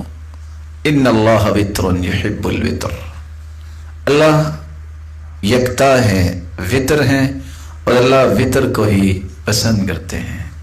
فجعل ایام الدنیا تدور علی 7، اللہ تعالیٰ نے دنیا کے دن بھی 7 رکھے ہیں۔ وخلق الانسان من 7، اور اللہ تعالیٰ نے انسان کو بھی 7 چیزوں سے پیدا کیا۔ وخلق ارزاقنا من 7، اور اللہ نے سارے رزق بھی دیے ہیں تو 7 چیزوں سے۔ وخلق فوقنا السماوات 7، اور ہمارے اوپر بھی اللہ نے 7 آسمان بنائے ہیں۔ وخلق تحتنا اراضین 7، اور ہمارے نیچے زمینیں بھی 7 بنائی ہیں۔ وَأَعْطَى مِنَ الْمَثَانِ 7، اور اللہ نے ہمیں 7 المثانی، وہ 7 آیتیں سورۃ الفاتحہ کی عطا کی ہیں۔ وَنَهَى عَنْ فِي كِتَابِهِ النِّكَاحِ الْأَقْرَبِينَ عَنْ 7، اور اللہ نے اپنی کتاب میں 7 ہی ایسے معزز رشتوں کو حرام قرار دیا ہے کہ رشتوں جو خونی 7 رشتے ہیں ان سے تم نکاح نہیں کر سکتے۔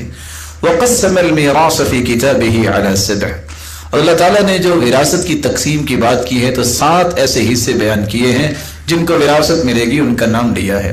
وَنَقْعَ فِي السُّجُودِ مِنْ أَجْسَادِنَا عَلَى 7، اور ہمیں سجدے کا حکم دیا گیا ہے تو 7 جوڑوں پہ سجدے کا حکم دیا گیا ہے۔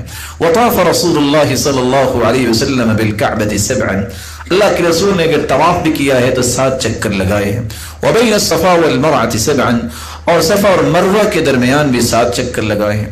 ورمى الجمار ب7 لإقامة ذکر اللہ مما ذکر فی کتابہ، اور اللہ عز و جلال کے پیغمبر نے 7 ہی کنکریاں ماری ہیں جب جمرات پہ کنکریاں ماری ہیں۔ فَأَرَاهَا فِي السَّبْعِ الْأَوَاخِرِ مِنْ شَهْرِ رمضان، اور یہاں بھی اللہ نے حکم دیا ہے کہ تم تلاش کرو رات کو، اور پہلا لفظ بولا ہے کہ تم اس کو 7ویں میں تلاش کرو۔ تو یہ بات سن کے کہنے لگے، یہ بات کہنے کے بعد کہنے لگے واللہ اعلم، ویسے اصل علم تو اللہ کے پاس ہے۔ فتعجب عمر، تو عمر نے بہت تعجب کیا، وقال ما وافقني فيها احد عن رسول الله الا هذا الغلام، میں اگر آپ کو کہوں یہ واحد بچہ ہے جس نے میری موافقت کی ہے، جو میں نے اللہ کے رسول سے سنا تھا وہی بات اس نے کی ہے۔ ساتھ یہ فرمایا لم تستوی شؤون رأسی، یہ سر برابر نہیں ہے، یہ نہیں ہوتا کہ جب تک میرے جتنا قد نہیں ہوگا تو بات نہیں کر سکتا، اصل بات علم سے ہی ہوتی ہے۔ ان رسول اللہ صلی اللہ علیہ وسلم قال، اللہ کے رسول صلی اللہ علیہ وسلم نے فرمایا تھا التمسوها فی العشر الاواخر، اس لیلۃ القدر کو آخری عشرے میں تلاش کرو۔ اور صحیح مسلم کی روایت 179، ابی ابن کعب قسم اٹھا کے کہہ رہے ہیں وواللہ انی لأعلم ای لیلۃ ہی اللیلۃ التي امرنا بها رسول اللہ صلی اللہ علیہ وسلم بقیامها، میں اللہ کی قسم اٹھاتا ہوں مجھے علم ہے کہ جو اللہ کے رسول نے ہمیں حکم دیا کہ جس رات کو آپ نے قیام کرنا ہے، ہو سکتا ہے یہ لیلۃ القدر ہو، وہ ہے ہی لیلۃ صبیحۃ 27، یہ 27ویں رات ہے۔ وَأَمَارَتُهَا، اور اس کی نشانی یہ ہے أَن تَطْلُعَ الشَّمْسُ فِي صَبِيحَةِ يَوْمِهَا بَيْضَاءَ لَا شُعَاعَ لَهَا، اس دن جب رات کے بعد سورج نکلتا ہے تو اس کی شعاعیں نہیں ہوتی بلکہ سفیدی ہوتی ہے۔ تو یہاں تک ہمیں ایک اور بات بھی سمجھ آ گئی۔ پہلی بات ہم نے سمجھی کہ یہ لیلۃ القدر رمضان میں ہوتی ہے، دوسری بات یہ سمجھی یہ آخری عشرے میں ہوتی ہے، تیسری بات یہ سمجھی کہ آخری عشرے میں بھی ہم اس کو وطر یعنی طاق رات میں تلاش کریں گے، اور چوتھی بات ہم نے یہ بھی سمجھ لی کہ یا یہ 21ویں ہوگی یا 27ویں ہوگی۔ آپ صلی اللہ علیہ وآلہ وسلم کے صحابی بیان کرتے ہیں، اور یہ روایت ہے عبداللہ ابن عباس رضی اللہ تعالیٰ عنہ سے، صحابہ کرام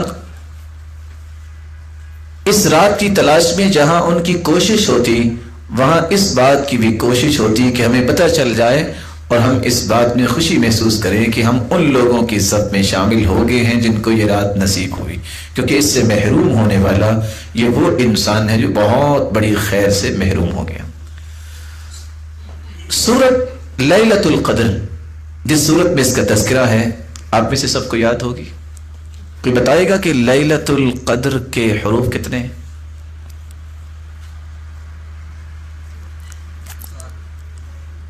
پھر دیکھ لیجئے گا، آپ کی گنتی ماشاءاللہ بہت پکی ہے۔ میں تو سوچتا ہوتا تھا کہ چلو گنتی پکی ہو جائے گی شہر میں جا کے، تو آپ تو لگتا ہے کہ میرے بھائی نکلے ہیں۔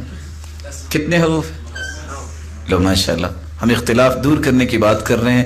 اختلف العلماء على 3 اقوال، یہاں بیٹھے بیٹھے علماء کے 3 قول ہو گئے، 7 9 10۔ اب بتائیے کون سا صحیح ہے؟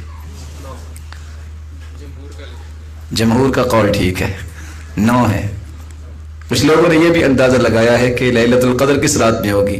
لیلۃ القدر کے کتنے حروف ہیں اور یہ لفظ سورۃ القدر میں کتنی مرتبہ آیا ہے؟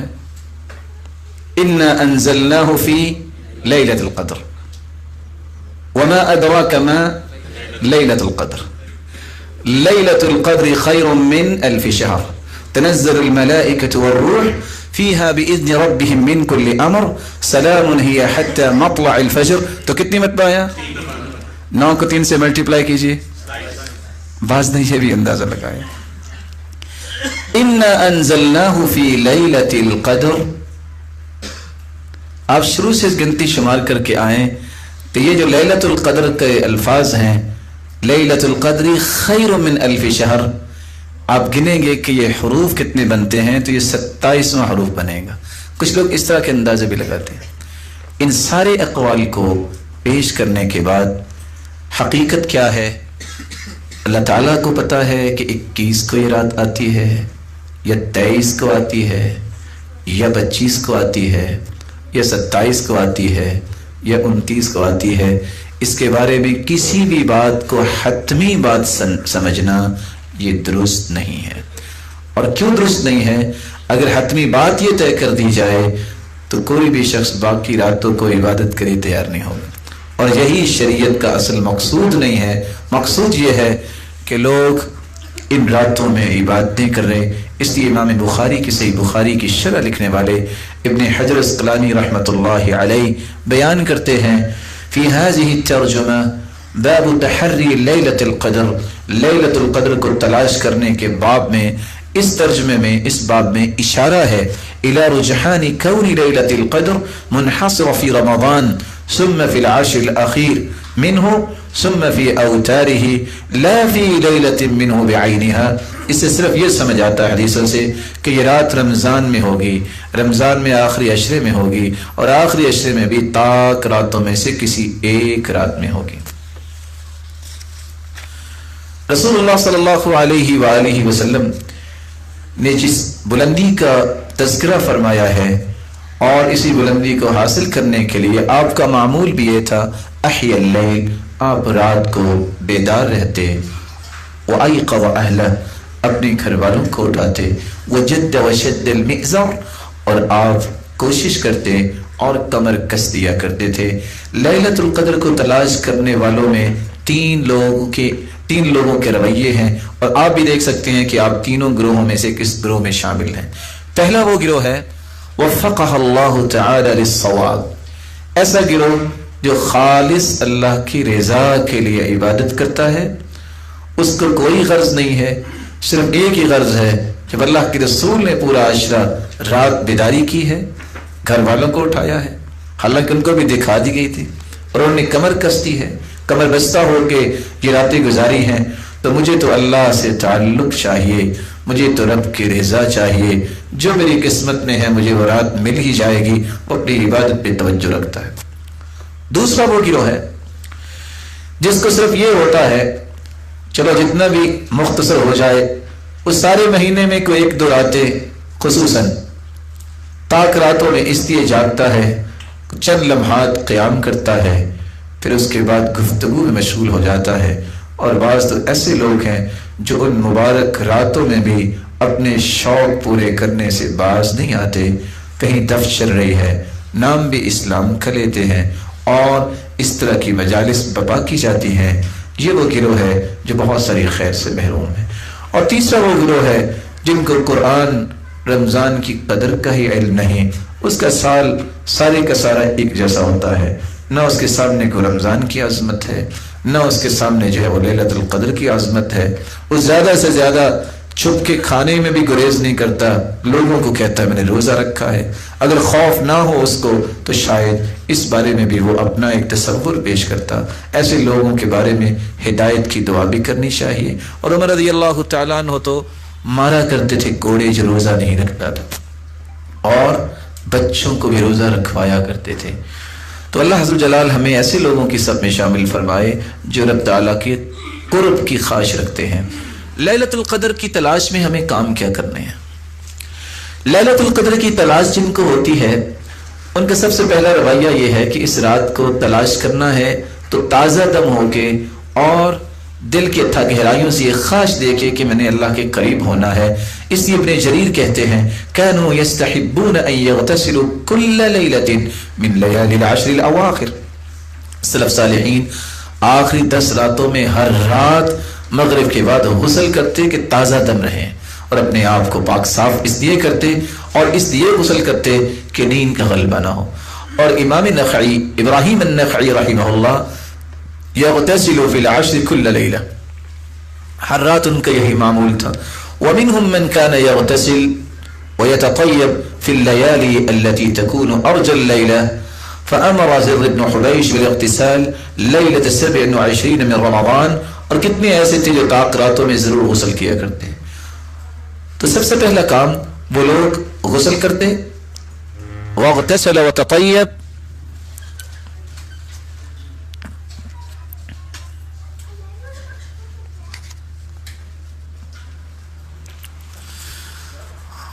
اللہ اکبر کبیرا والحمد للہ کثیرا.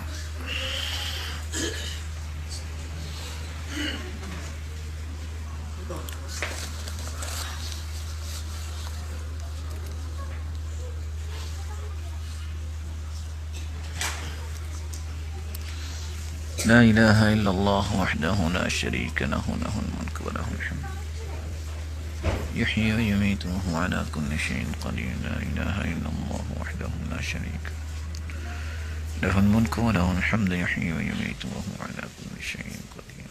لا الہ الا اللہ لہ الملک ولہ الحمد یحیی ویمیت. لا الہ الا اللہ وحدہ لا شریک لہ.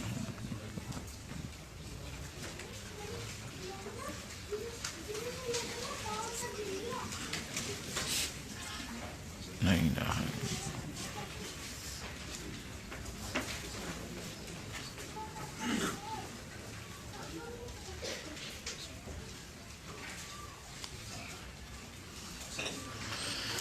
لا الہ الا اللہ وحدہ لا شریک لہ. اپنے وقت کو ضائع کرنے کی بجائے رب تعالیٰ کے ذکر میں مشغول ہونا یہ بہت بڑی سعادت اور خوش نصیبی ہے. چونکہ ہم کسی مقصد کے لیے بیٹھے ہیں تو یہ وقت جو ہے اسی مقصد میں ہی لگنا چاہیے. استغفر اللہ، لا الہ الا اللہ، لا حول ولا قوة الا باللہ، حسبی اللہ، یا حی یا قیوم برحمتک استغیث. یہ مختلف اذکار ہماری زبان پہ جاری رہنے چاہیے. اللہ تعالیٰ نے جو لکھا ہے وہی کچھ ہوگا، اور اللہ تعالیٰ نیتوں کو جانتے ہیں کہ یہ وقت پورا کرنے کا وقت ہے یا کہ اسی طرح ذکر و اذکار سے بھی وہی درجات انشاءاللہ ملیں گے. جو سیکھنے کے لیے آئے ہیں اللہ تعالیٰ ان کو محروم نہیں کریں گے، اور اس کا فیصلہ یہ ہے ان اللہ قد اوقع اجرہ علی قدر نیتی. اللہ تعالیٰ نیت کے مطابق ہی فیصلے کرتے ہیں. صحابہ جب گئے تھے عمرہ کرنے صلح حدیبیہ کے موقع پہ واپس بھی آ گئے، لیکن ان کا عمرہ کنسیڈر کیا گیا. اس لیے جب انسان نیت کر لیتا ہے تو اس کے مطابق اسے اجر مل جاتا ہے.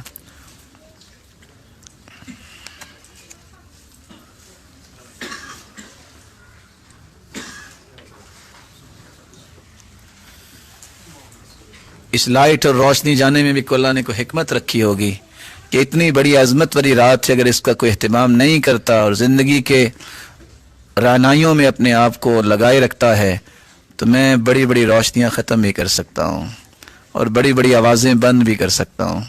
یہ اس کے فیصلے ہیں اور سمجھانا چاہتے ہیں. اللہ تعالیٰ ہمیں اپنے ساتھ جوڑے رکھے اور قیامت کو بھی اپنے دیدار کا مستحق بنائے.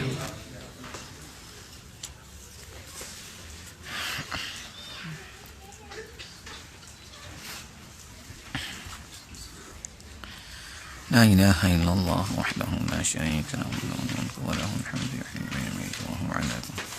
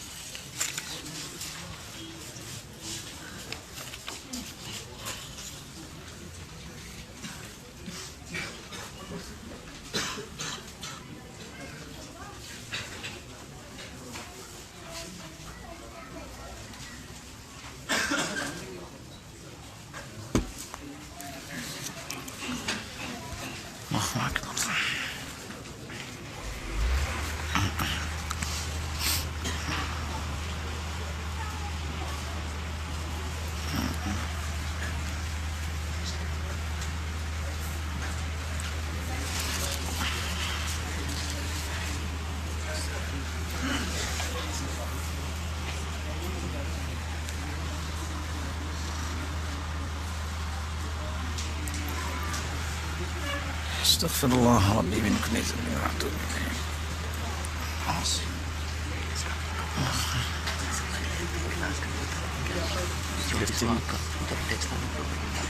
جی میں ڈیکسلان انشاءاللہ 10 بجے نکلوں گا. 2 بجے آپ کے پاس پہنچ کے کلاس لوں گا.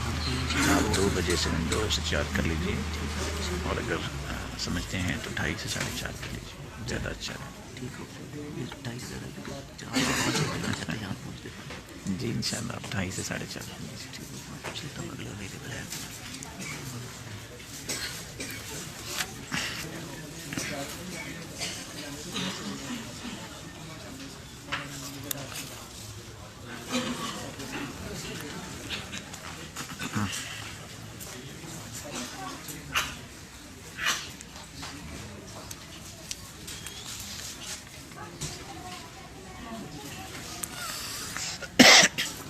یہ 2 سوال ہیں. میں چاہوں گا کہ ذرا ان کی طرف توجہ ہو جائے. بے اولاد کے لیے کوئی وظیفہ قرآن مجید کا دیا ہوا وظیفہ سب سے قیمتی ہے. وَقُلْتُ اسْتَغْفِرُوا رَبَّكُمْ إِنَّهُ كَانَ غَفَّارًا يُرْسِلِ السَّمَاءَ عَلَيْكُمْ مِدْرَارًا وَيُمْدِدْكُمْ بِأَمْوَالٍ وَبَنِينَ. کثرت استغفار اس سے رب تعالیٰ اولاد سے نوازتے ہیں. صبح و شام پڑھیے استغفر اللہ کثرت سے. استغفر اللہ الذی لا الہ الا هو الحی القیوم واتوب الیہ. استغفر اللہ ربی من کل ذنب واتوب الیہ. رب اغفر وارحم وتب علی انک انت التواب الرحیم. اللهم انت ربی لا الہ الا انت خلقتنی وانا عبدک وانا على عهدك ووعدك ما استطعت اعوذ بك من شر ما صنعت ابوء لك بنعمتك علی وابوء بذنبی فاغفر لی فانه لا یغفر الذنوب الا انت. یہ 5 قسم کے استغفار ہیں. ان میں سے جو آسان لگے آپ اس کو پڑھ سکتے ہیں. دوسرا سوال یہ ہے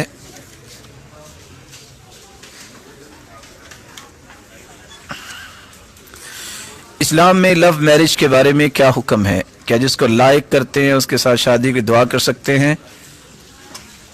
اگر آپ الفاظ کا صحیح چناؤ کر لیں اور اس کا صحیح معنی سمجھیں تو ایک لفظ یاد رکھیے، اسلام نے جتنا نظام دیا ہے وہ اتنا پاکیزہ ہے، اتنا پاکیزہ ہے، اس پاکیزگی کو سامنے رکھا جائے تو یہ لفظ چونکہ غلط استعمال ہوتا ہے، اگر یہ استعمال غلط نہ ہوتا تو ہم یہ کہہ دیتے کہ اسلام کرتا ہی لو میرج ہے، کیونکہ اس کی لو کیا ہے؟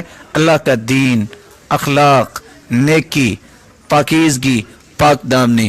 اسی لیے تو بنیادیں بیان کی نا کہ وہ کس کے ساتھ محبت کرتا ہے، وہ ان نیکیوں کے ساتھ جب محبت کرتا ہے تو اصل میرج تو وہی ہے۔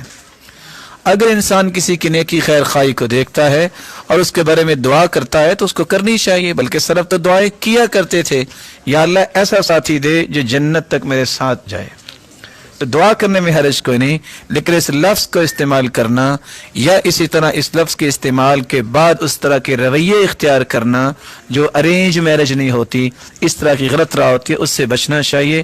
اس لیے ابن باز رحمۃ اللہ علیہ کہا کرتے تھے، یہ جو ہم پھول دل بنا کے بھیج دیتے ہیں یا کہیں لگا دیتے ہیں، یہ مومنوں کے لائق نہیں ہے۔ دل کے اندر لکھا ہوتا ہے اللہ، دل کے اندر لکھا ہوتا ہے محمد صلی اللہ علیہ وسلم، یہ اللہ اور اس کے رسول کی توہین نہیں کرنی چاہیے۔ بلا شبہ دل میں محبت اللہ اور اس کے رسول کی ہے، لیکن جو عام لوگ ہیں، جن لوگوں نے یہ شعار بنا لیا ہے غلط محبت کا، دل بھیجنا یا دل بنانا، ایک سچے مومن کو یا اپنے رب کے بارے میں اور اللہ کے محبوب کے بارے میں یہ رویہ نہیں کرنا چاہیے۔ اس لیے جہاں بھی ایسا لکھا ہو اس سے گریز کرنا چاہیے۔ اگر جوانی میں سر کے بال اور داڑھی کے بال سفید ہو تو مارکیٹ میں بال برو اور بلیک کرنے والے ہیئر کلر موجود ہیں، ان کو لگانا جائز ہے۔ تو یہ براؤن اور بلیک جو ہے، بلیک سے بچا جائے، باقی آپ کلر استعمال کر سکتے ہیں۔ امام کے پیچھے رکوع کے بعد ہاتھ باندھنا کیسا عمل ہے؟ امام کی اطاعت کے حوالے سے اگر کوئی باندھ لے تو ٹھیک ہے، نہ باندھے تو پھر بھی ٹھیک ہے۔ کیوں؟ آپ صلی اللہ علیہ وسلم کی جتنی نماز بیان کی گئی اس میں ہاتھ باندھنے کی صراحت موجود نہیں،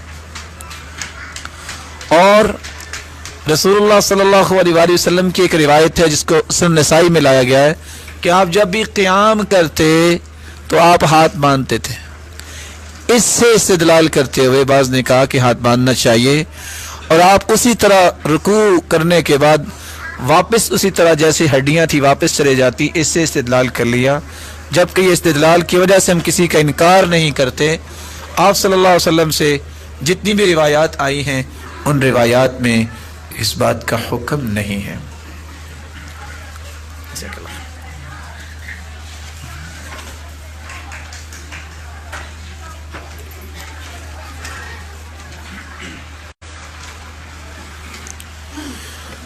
بات یہ کر رہے تھے کہ اگر لیلۃ القدر انسان کو نصیب ہو، اس کی تلاش میں ہمیں کام کیا کرنے چاہیے۔ میں گنتی کے 5 منٹ میں انشاءاللہ اس کو مکمل کرتا ہوں۔ سب سے پہلا کام، سلف صالحین غسل کا اہتمام کیا کرتے ہیں۔ آج یہ بھی رویہ آپ کو دیکھنے کو ملے گا، جس نے اعتکاف بیٹھنا ہوتا کہتے ہیں یہ غسل نہیں کرے گا، اور یہ رویہ درست نہیں ہے۔ پاکیزہ انسان کو رہنا چاہیے۔ دوسرا رویہ جو ہمیں اختیار کرنا چاہیے، تمیم داری جنہوں نے 1000 درہم کا لباس لیا تھا، اور وہ لباس صرف اس لیے پہنا تھا کہ میں نے لیلۃ القدر کی تلاش کرنی ہے اور اللہ کے سامنے خوبصورت ہو کے پیش ہونا ہے، تو ہمیں اس بات کا بھی خیال رکھنا ہوگا کہ ہم اپنے آپ کو اچھے انداز میں رب تعالیٰ کے سامنے پیش کریں۔ تیسری بات جو اس رات ہونی چاہیے، قرآن مجید کی تلاوت قیام کی شکل میں بھی، جس کو تراویح القیام کہتے ہیں، تہجد کی شکل میں بھی، اور تینوں نام ایک ہی چیز کے نام ہیں، اور بیٹھ کے بھی انسان کو پڑھنا چاہیے۔ اور سلف کا رویہ یہ ہے، مصنف عبد الرزاق کی روایت ہے 5955 ابراہیم النخعی کے بارے میں، انہ کان یقرأ القرآن فی رمضان فی کل ثلاث، ہر 3 دن میں وہ رمضان کے اندر قرآن ختم کرتے۔ فَإِذَا دَخَلَتِ الْعَشْرُ، جب آخری عشرہ شروع ہوتا، قرأه فی لیلتین، تو 2 راتوں میں قرآن ختم کرتے۔ وَاغْتَسَلَ فی کل لیلہ، اور ہر رات غسل کیا کرتے۔ چوتھا کام جو ہمیں کرنا چاہیے وہ ہے ذکر اور دعا، کثرت سے اللہ کا ذکر کیا جائے اور اللہ عز و جلال سے دعا کی جائے، اور دعائیں مختلف جو اللہ کے رسول نے کی ہیں، اور خصوصاً اس دعا کا اہتمام ضرور کیا جائے جو سیدہ عائشہ رضی اللہ تعالی عنہ، انہوں نے اللہ کے رسول سے پوچھا تھا کہ اگر اللہ تعالیٰ کی توفیق ملے اور لیلۃ القدر کی رات میں میں عبادت کروں تو مجھے کیا مانگنا چاہیے؟ تو اللہ کے رسول نے رہنمائی دی تھی، وہ دعا سکھائی تھی جو ہر مسلمان کو یاد ہونی چاہیے، اور مجھے امید ہے کہ آپ سب کو یاد ہوگی۔ اللہم انک عفو تحب العفو فاعف عنی، اے اللہ تو معاف کرنے والا ہے، تو معافی کو پسند کرتا ہے، تو مجھے بھی معاف فرما دے۔ اس حدیث کے اندر بہت سے راز ہیں۔ سیدہ عائشہ رضی اللہ تعالی عنہ کی انتہا درجے کی حرص دیکھیے کہ وہ ہر وقت وہ بات پوچھتی جس سے امت کو نفع مل جائے۔ اور اس حدیث کے اندر عفو کا جو سوال ہے فاعف عنی، یہ یہاں ہی کیوں ہے؟ باوجود اس کے کہ ہمیں معافات اور معافی کا تو ہر وقت جو ہے ہمیں ضرورت ہے، اس رات کیوں؟ کیونکہ اللہ عز و جلال کے پیغمبر نے بار بار اپنے چچا سے کہا تھا سل اللہ العفو والعافیہ، چچا زیادہ سے زیادہ معافی اللہ سے مانگا کرے۔ ابن القیم فرماتے ہیں اس رات میں اس کا کیوں اللہ کے رسول نے توجہ دلائی؟ انسان جتنے بھی انعامات زندگی میں حاصل کرتا ہے وہ اللہ کی توفیق سے حاصل کرتا ہے۔ سارا رمضان وہ محنت کرتا ہے، لیکن اچھے لوگوں کی یہی عادت ہوتی ہے، پھر بھی وہ کہتے ہیں یا اللہ اگر کوئی کمی کوتاہی رہ گئی ہے تو معاف کر دے۔ اور یہی اصل عبودیت ہے کہ انسان تقصیر کا اعتراف کرے کہ اللہ مجھ میں بہت ساری کمی ہے۔ ساری زندگی فرشتے عبادت ہی کرتے ہیں، کوئی رکوع میں پڑا ہے، کوئی سجدے میں ہے، اور حدیث تو یہ کہتی ہے کہ آسمانوں میں 4 انگلیوں کی جگہ خالی نہیں ہے، کوئی رکوع میں ہے، کوئی قیام میں ہے، کوئی سجدے میں ہے، لیکن قیامت کے دن فرشتے بھی کہیں گے ما عبدناک حق عبادتک، اللہ ہم تیری عبادت کا حق ادا نہیں کر سکے۔ تو حق یہی بنتا ہے کہ آخری عشرے میں کثرت سے یہی دعا کی جائے۔ اس میں ایک ادب بھی سکھایا گیا ہے، جب تک کسی دعا میں اللہ کی تعریف نہ کی جائے، درود نہ پڑھا جائے، تو یہ دعا قبول نہیں ہوتی۔ درود نہ پڑھا جائے آسمان تک دعا پہنچتی نہیں ہے۔ تو اس میں دیکھیے پہلے اللہ کی تعریف ہے، اللہم انک عفو تحب العفو فاعف عنی۔ تو اس لیے اللہ کے رسول صلی اللہ علیہ وآلہ وسلم نے یہ سکھائی، اس میں تعریف بھی ہے اور اللہ کے ساتھ حسن ظن بھی ہے۔ اللہ تو معاف کرنے والا ہے، حسن ظن پیدا ہو رہا ہے، اس لیے تو مجھے بھی معاف کر دے۔ اور انسان کی تو ہر وقت ضرورت ہوتی ہے کہ اللہ تعالیٰ اسے معاف کر دے۔ نوافل اور قیام اس کا بھی اہتمام ہو اور صدقے کا بھی اہتمام کرنا چاہیے۔ اور آخری بات، کون سے ایسے اعمال ہیں کہ میں لیلۃ القدر کے برابر اجر لے سکتا ہوں؟ ایک عمل ہم نے پچھلی مجلس میں بھی بیان کیا، عبداللہ ابن مسعود رضی اللہ تعالیٰ عنہ کی روایت، بلکہ 4 روایتیں پیش کی تھی۔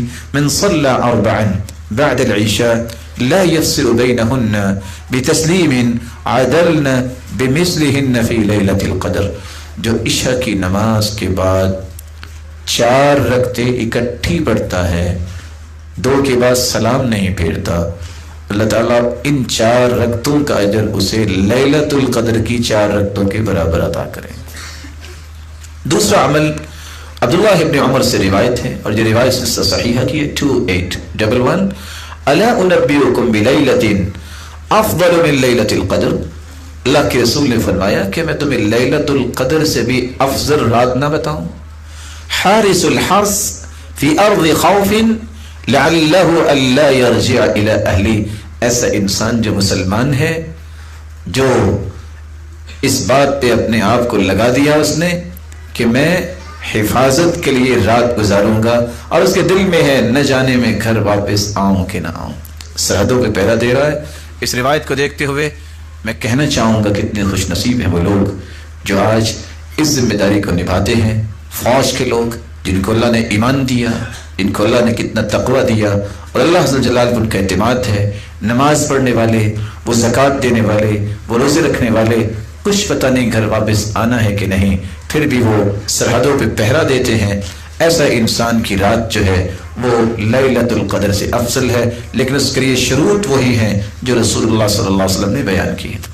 تیسری بات جو سیدنا ابو ہریرہ رضی اللہ تعالی عنہ کی آپ نے پچھلی مجلس میں بھی سنی، اور جو روایت بھی سلسلہ صحیحہ کی ہے 168، کہ جب وہ رباط کر رہے تھے۔